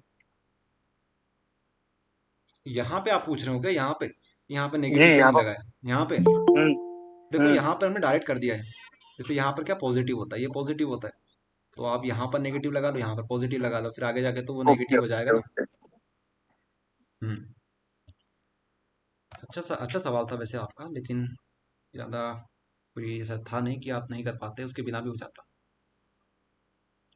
चलो तो ये कौन है, अरे बाहर ही हो गए जब तक। देखो ऐसा हो, अगर आपके साथ ऐसा हो जाए कि आप क्लास में आए और अगर आपको टाइम से एडमिट ना किया जाए तो थोड़ा सा वेट कर लिया करो, क्योंकि हम यहाँ से शिफ्ट होते हैं तब तक आप क्लास को कैंसिल कर देते हो, फिर से एंट्री मारोगे फिर से कैंसिल कर दोगे, तो हम जाएं जब तक तो आप बाहर ही निकल जाते हो। तो ऐसा मत किया करो, जो क्लास में है उनके लिए बोल रहे हैं, आगे से ध्यान रखना, क्योंकि आपके साथ भी ऐसी प्रॉब्लम हो सकती है। तो ये क्वेश्चन है, इसको ट्राई करिएगा, सारा आंसर दे रखा है, सारी चीज़ें आपको बता रखी है। ओके, बाकी और भी हमारे पास है क्वेश्चन ट्राई करने के लिए, आप लोग ये भी ट्राई कर सकते हो। ट्राई करने के लिए तो बहुत प्रैक्टिस के लिए क्वेश्चन दे रखे हैं आपको, एक दो कर लिया तो काम हो जाएगा। फिर यहाँ से हमारा लेंस मेकर फॉर्मूला स्टार्ट हो जाता है, तो यहाँ पर भी वैल्यूज देखो, चीज़ तो वही है ना, चीज़ तो वही है, आपके पास फॉर्मूला चेंज हो जाएगा, यहाँ पर सिर्फ नेगेटिव आ जाएगा, बाकी चीज़ें सारी सेम रहेगी कि यू नेगेटिव कहाँ पे होता है, कहाँ पे क्या चीज़ होती है। ठीक है, आपके पास फॉर्मूला बता रहा है कि मैग्नीफिकेशन का फॉर्मूला ये होता है। यहाँ पर ध्यान रखना, मैग्नीफिकेशन का फॉर्मूला वहाँ पर क्या था, -v/u, यहाँ पर मैग्नीफिकेशन का फॉर्मूला होता है v/u। तो नोट्स को थोड़ा अच्छे से देखना, ये वाला जो क्वेश्चन है इसको आप लोग थोड़ा सा करिएगा। मैग्नीफिकेशन जो होता है यहाँ पर v/u होता है, किसके केस में, लेंस के केस में, और हमारे मिरर के केस में क्या होता है, मिरर के केस में यहाँ पर बस नेगेटिव आ जाता है। तो इसको आप लोग नोट कर लीजिए अपनी कॉपी में अगर करना चाहें तो, कि मैग्नीफिकेशन जो होता है वो लेंस के केस में क्या होता है, v/u हो सकता है या फिर i/o हो सकता है। ठीक है, अगर आपको कुछ डाउट है कि i और o क्या है तो आपको फिर बता दें, i हमारे पास होता है इमेज की हाइट, और ओ होता है हमारे पास ऑब्जेक्ट की हाइट। एक काम करते हैं, क्लियर कर देते हैं यहीं पर, आप लोग नोट करना अच्छे से, हमको दोनों चीज़ आपको एक साथ बता देते हैं ताकि सारा कन्फ्यूजन दूर हो जाएगा। मिरर की बात कर लेते हैं, तो यहाँ पर जो एम है हमारे पास, आप लोग एक काम करना, इसको इस तरीके से लिख लेना कि एम मतलब होता है मैग्नीफिकेशन। ठीक है, एम इजिकल्स टू होता है हमारे पास I/O, या फिर हम लोग इसको लिख सकते हैं -v/u। ठीक है, अब v और u तो आप सबको क्लियर हो गया होगा। अब i और o क्या है, ये आपको यहाँ पर इस तरीके से हाईलाइट करके लिख लेना कि i हमारे पास होता है हाइट ऑफ इमेज या फिर इमेज हाइट, इमेज की जो हाइट होगी, और ओ हमारे पास क्या है, ऑब्जेक्ट की हाइट, और बीजे हाइट। ठीक है, इसी तरीके से आपको क्या करना है, इसी तरीके से आपको मिरर लेंस के लिए बना लेना है, लेंस के लिए। तो लेंस के लिए भी एम ही होगा। यहाँ पर हो जाएगा आई बाई ओ, ये तो सेम रहेगा। यहाँ पर बस वी अपॉन यू हो जाएगा। बस इतना सा नोट कर लो तो आपको सारा कंफ्यूजन दूर हो जाएगा। यहाँ पर ये नोट कर लेना कि एम यहाँ पर मैग्निफिकेशन ही है, ठीक है। बस इतनी सी चेंज है, बाकी सब सेम है। ओके, ये रहेगा। चलिए तो कोशिश करेंगे आप लोग सभी। देखो यहाँ पर भी वही केस है, यहाँ पर भी वही केस है कि फोकल लेंथ को हमने पॉजिटिव क्यों लिया। यहाँ पर हमें कंफ्यूजन था कि पॉजिटिव ले कि नेगेटिव ले, बट यहाँ पर उन्होंने बोल दिया कॉन्वेक्स है, तो कॉन्वेक्स है तो हमारा क्लियर हो गया कि कॉन्वेक्स है तो यहाँ पर पॉजिटिव आएगा, ये इस तरीके से। ओके, ये देखिएगा। अब देखो ये इन्वर्टेड बनी और रियल बनी, ठीक है। रियल हमेशा रियल जो बनी वो इन्वर्टेड बनी। इन्वर्टेड का मतलब उल्टा, सीधा नहीं बनी, उल्टी बनी। समझा देते हैं थोड़ा सा आपको। अगर मान लो आपका ऑब्जेक्ट ऐसा रखा था, यहाँ से मान लो आपका ऑब्जेक्ट इस तरीके से रखा था, तो आपकी जो इमेज बनेगी वो कैसी बनेगी, इन्वर्टेड बनेगी, इन्वर्टेड ऐसी इमेज बनी। अब ये जो इमेज है ये रियल इमेज बनी है, ठीक है। ये होता है इसका मतलब इन्वर्टेड। ओके, एक होता है अपराइट। अपराइट का मतलब होता है जैसी की जैसी, इस तरीके की। अपराइट बोल दो, इरेक्ट बोल दो, एक ही बात है। अरे पता कैसे चलेगा इन्वर्टेड बनी है इमेज? इसके लिए हमारे पास एक टॉपिक ही होता है, image formation by lens and image formation by lens and अपने ये मिरर्स, इनका एक टॉपिक होता है। वो आप लोग थोड़ा सा पढ़िएगा तो थोड़ा समझ में आ जाएगा। बाकी एक और चीज़ आप क्या कर सकते हो, एक और चीज़ ये कर सकते हो कि अभी हम लोग क्या करेंगे, अभी नेट वगैरह से डाउनलोड करके एक शॉर्ट में इसका एक पेज होता है पूरा का पूरा, शायद अपनी एनसीईआरटी में भी दे रखा हो, वहाँ पर आप चेक करना। वहाँ पर उन्होंने सारे के सारे जो केसेस होते हैं उनके उन केसेस की जो वैल्यूज आती है कि ये इमेज यहाँ इसके ये अगर ये केस लेंगे तो हमारी इमेज रियल बनेगी कि कैसी बनेगी, रियल बनेगी कि वर्चुअल बनेगी, वो उन्होंने एक ही पेज के अंदर सारी चीज़ दे रखी है। तो अगर आपको ना मिले तो हम वहाँ से डाउनलोड करेंगे और वो आपको यहाँ पर दे देंगे, शेयर कर देंगे। तो वहाँ से आप लोग समझ जाओगे कि हाँ अगर ऐसा ऐसा है तो ऐसा इमेज रियल बनेगी, ऐसी इन्वर्टेड बनेगी, या फिर हम लोग बोल सकते हैं कि वर्चुअल बनेगी। तो वो आपको दिखा देंगे, लेकिन ये टॉपिक होता है, वहाँ से आप लोग देख सकते हो। चलिए, तो ये चीज़ थी, आगे बढ़ते हैं। Power of lens, power of lens, power of lens. तो पावर ऑफ लेंस का फॉर्मूला तो आप सबको पता होना चाहिए, बता रखा है वैसे हमने कि अपना जो फॉर्मूला होता है कुछ इस तरह का होता है। ओके, पावर ऑफ लेंस का फॉर्मूला हमारे पास कुछ इस प्रकार का होता है। एक चीज़ और हमको बतानी थी वहाँ पर जो हमने शायद नहीं बताई आपको, तो क्या करें, चलो यहीं पर समझा देते हैं आपको, कोई दिक्कत नहीं है। देखिए एक क्वेश्चन आता है पावर ऑफ लेंस से रिलेटेड। पावर ऑफ लेंस होता है पी, पावर ऑफ लेंस होता है पी, जो कि होता है हमारे पास 1/f, ठीक है। ये होता है हमारे पास power of lens.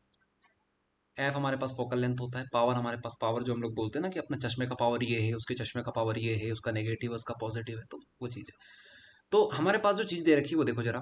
A thin lens has a focal length -25 centimetre, lens की बात हो रही है, ठीक है। What is the power of lens, what is the convex और concave, what is it for convex and concave. तो negative focal length means concave. Negative जब भी आ गया हम लोग क्या बोलेंगे, कॉन्केव की बात हो रही है। तो आप लोग इसका आंसर बता सकते हो कि कौन सा लेंस है हमारे पास, ये कॉन्केव लेंस है, ठीक है। ये चीज़ तो आप लोग यहीं से देख के बता सकते हो। फोकल लेंथ देख के आप लोग क्या बता सकते हो कि ये कॉन्वेक्स लेंस है, कॉन्केव लेंस है, ये बता दोगे आप लोग इसको देखकर। तो ये पहली बात हो गई। उसके बाद दूसरी बात देखो कि फोकल लेंथ हमारे पास नेगेटिव है। We know that power is equals to 1/f in metre, और यहाँ पे हम लोग इसको सेंटीमीटर में कन्वर्ट कर लेंगे क्योंकि यहाँ पर सेंटीमीटर दे रखा है। तो मीटर से सेंटीमीटर में कन्वर्ट करना बहुत आसान होता है। 100 से इसका मल्टीप्लाई कर दो तो 100 अपॉन फोकल लेंथ आ जाएगा, और 100 से डिवाइड कर दो फोकल लेंथ का 25 का, तो पावर हमारे पास आ जाएगी माइनस, मतलब किसको कैंसिल करोगे तो ये हमारे पास आएगी वैल्यू 4 और ये नेगेटिव में आएगी। तो -4 यहाँ पर क्या आएगा, डियोप्टर।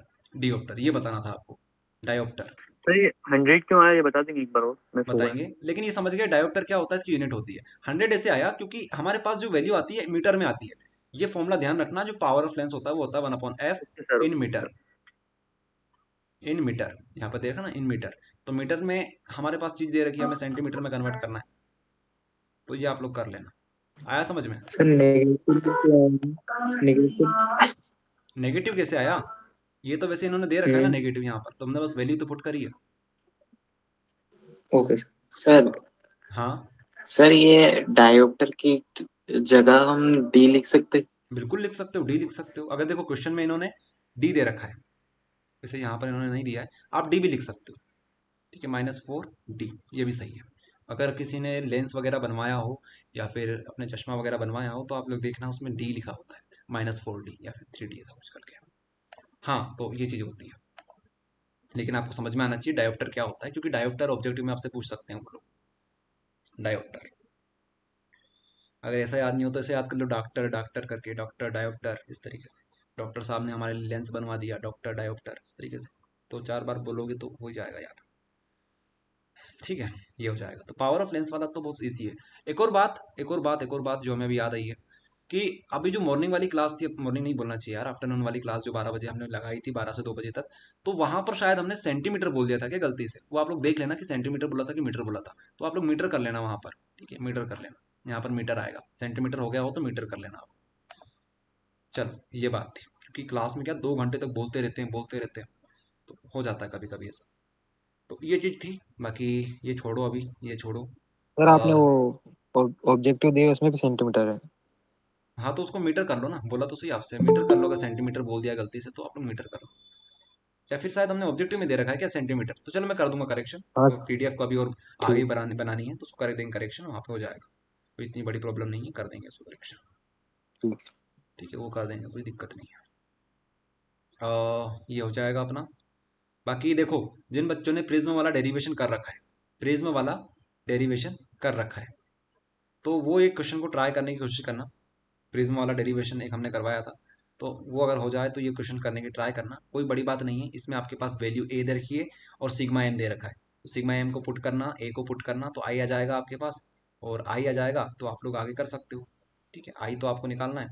इसके बाद आर कैसे निकालोगे? आर का भी हमारे पास फॉर्मूला होता है A/2, तो वहां से कर लेना। तो वो डेरिवेशन करना बहुत जरूरी है। आपको होमवर्क में दिया था ना हमने डेरिवेशन, तभी तो दिया था डेरिवेशन होमवर्क में, कि आप लोग कर लोगे तो कम से कम ये भी चीज़ आपसे बन जाएगी। चलो, अभी तक ये न्यूमेरिकल सिर्फ एक बार आया है, तो इस पे हम लोग ज़्यादा टाइम वेस्ट नहीं करेंगे। ओके, एक हमारे पास चैप्टर होता है ड्यूअल नेचर वाला। ड्यूअल नेचर वाला तो यहाँ से भी न्यूमेरिकल बन जाते हैं। अच्छा चैप्टर है, 2 नंबर के न्यूमेरिकल यहाँ से बन सकते हैं। तो हम लोग प्रैक्टिस कर लेते हैं सर कौन सा ड्यूल चैप्टर। नेचर आपने कराया? अभी नहीं पढ़ाया, लेकिन आपको फॉर्मूले तो बताना है उसमें। फॉर्मूले बेस्ड तो होते हैं न्यूमेरिकल, तो न्यूमेरिकल और जो होते हैं वो आप लोग बोल सकते हो कि ये डिपेंडेबल नहीं है चैप्टर के ऊपर। बिना चैप्टर को थोड़ा सा हम लोग ऐसा नहीं सोच सकते कि बिना बिना चैप्टर पढ़े हम लोग न्यूमेरिकल को हम टच भी ना करें, ऐसा नहीं है, हो जाएगा उसके बिना भी। फॉर्मूले बताने हैं तो करवा देंगे। तो यहाँ सर से एक जो सबसे छोटा सा फेमस, क्वेश्चन था।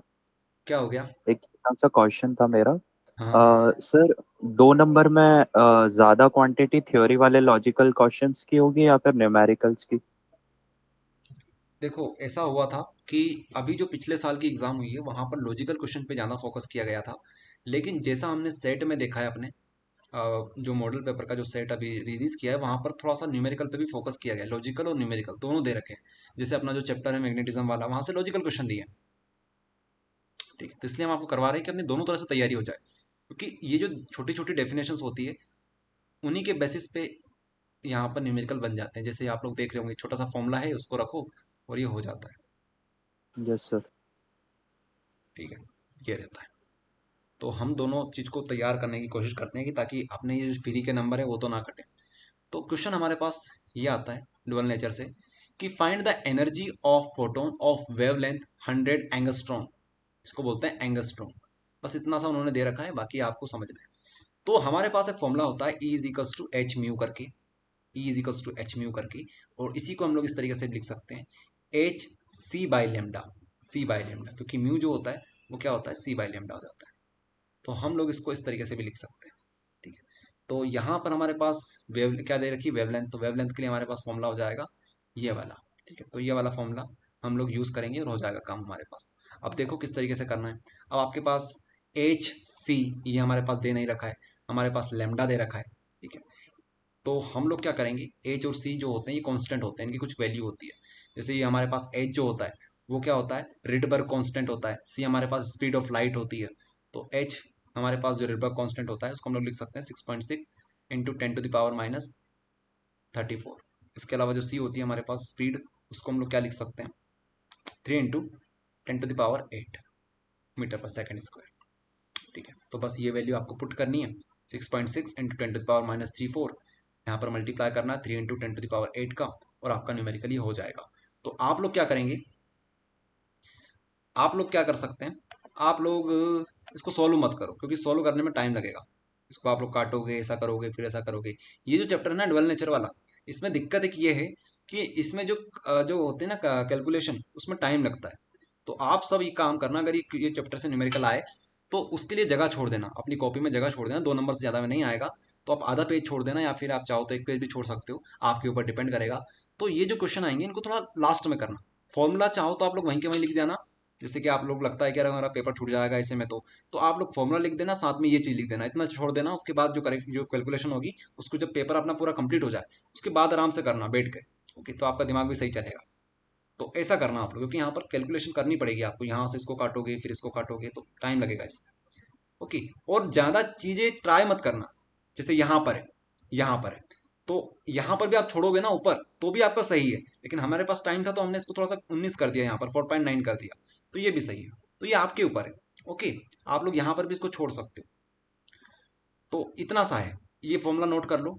पहले एक काम करेंगे कि अभी ये जो चैप्टर है इसके जितने भी फॉर्मूलेस होंगे उसको एक ही वीडियो के अंदर सारे कवर करवा देंगे। ये छोटा सा चैप्टर है, ये छोटा सा चैप्टर है डुअल नेचर वाला।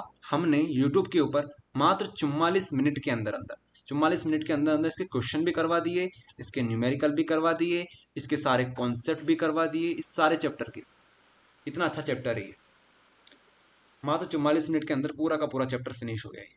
अब इसका वेटेज इतना नहीं है कि आपको पूरा चैप्टर पढ़ाएं, तो ये रहेगा। ये इस तरीके से हम लोग इसको सॉल्व करते हैं। आप क्या कर सकते हो, ये भी ये फॉर्मूला नोट कर सकते हो, is equals to H C by lambda, और एच और सी की वैल्यू याद कर लो। 6.6 इंटू 10⁻34, और सी जो होता है 3 इंटू 10⁸ होता है। बस सी जो होता है स्पीड ऑफ लाइट, तो 3 इंटू 10⁸ होता है। इतना सा आप लोग नोट करके चलो, इतना काफ़ी है। बाकी ये जो चैप्टर है इसमें सबसे इंपॉर्टेंट तो यही सवाल है, बाकी और भी सवाल हैं इसके ये है, लेकिन आया सबसे ज़्यादा ये वाला है। ये वाला सवाल सबसे ज़्यादा बार पूछा गया है। इसके अलावा और क्या है, जैसे आपको बताया था कि इसकी एक यूनिट होती है एच म्यू भी होती है, तो ये भी आप लोग देख लो, ये भी हो जाएगा आपसे। एच म्यू वाला ये भी देख लो कि अभी आपको एक फॉर्मूला बताया था जो क्या था, is equals to H C by lambda. तो आपसे बोला था कि आप लोग E is equals to h mu भी लिख सकते हो। एच म्यू हमारे पास क्या होती है, फ्रिक्वेंसी होती है। तो अगर आपके पास वेवलेंथ दे रखी हो तो इस तरीके से करो, फ्रीक्वेंसी दे रखी हो तो इस तरीके से करो। मोनोक्रोमेटिक लाइट ऑफ फ्रीक्वेंसी, यहाँ पर फ्रीक्वेंसी हमसे दे दी है, फ्रीक्वेंसी दे रखी है। Is produce by a lancer, what is the energy of the photon in the light of the beam, ये हमको दे रखी है। तो हमसे इन्होंने क्या पूछा है कि आप लोग एनर्जी बताओ, तो बस एनर्जी निकाल लो।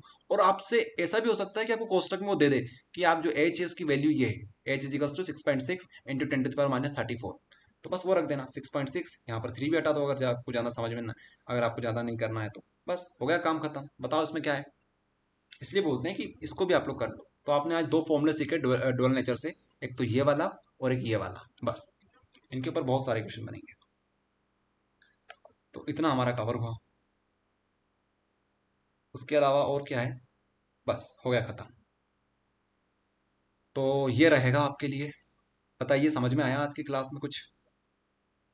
Yes sir. यस सर, हमारे पास अभी भी 33 स्टूडेंट जुड़े हुए हैं। Yes sir. तो काफी सारी चीज आपने आज सीखी है। न्यूमेरिकल की अब टेंशन थोड़ी बहुत तो यस कम सर, कम बहुत होगी सारी आपकी। चीज नहीं सीखी। सर बहुत कम हो गई है टेंशन तो। बस न्यूमेरिकल की ये खत्म हो गई, बाकी और भी Yes, numerical sir. Try Sir? करना हो तो कर लेना, टाइम बचे आपके पास, लेकिन जो Sir? आपको जो करवाए हमने वो पहले कर लेना। हाँ भैया बोलो। सर सर न्यूमेरिकल 3 चैप्टरों में से आएंगे ना सर? देखो सारी चीज आपको क्लियर कर दी है कि इसे ये जो चैप्टर्स हैं, एक तो ये हो गया अपना, एक दूसरा वो बताया, उसके अलावा रे ऑप्टिक्स बताया, लास्ट में डुअल नेचर बताया, तो 4 यस चैप्टर हो सर। गए ना अपने। तो यस सर, इसी में से आएंगे ना? मान के चलो यहीं से आएंगे।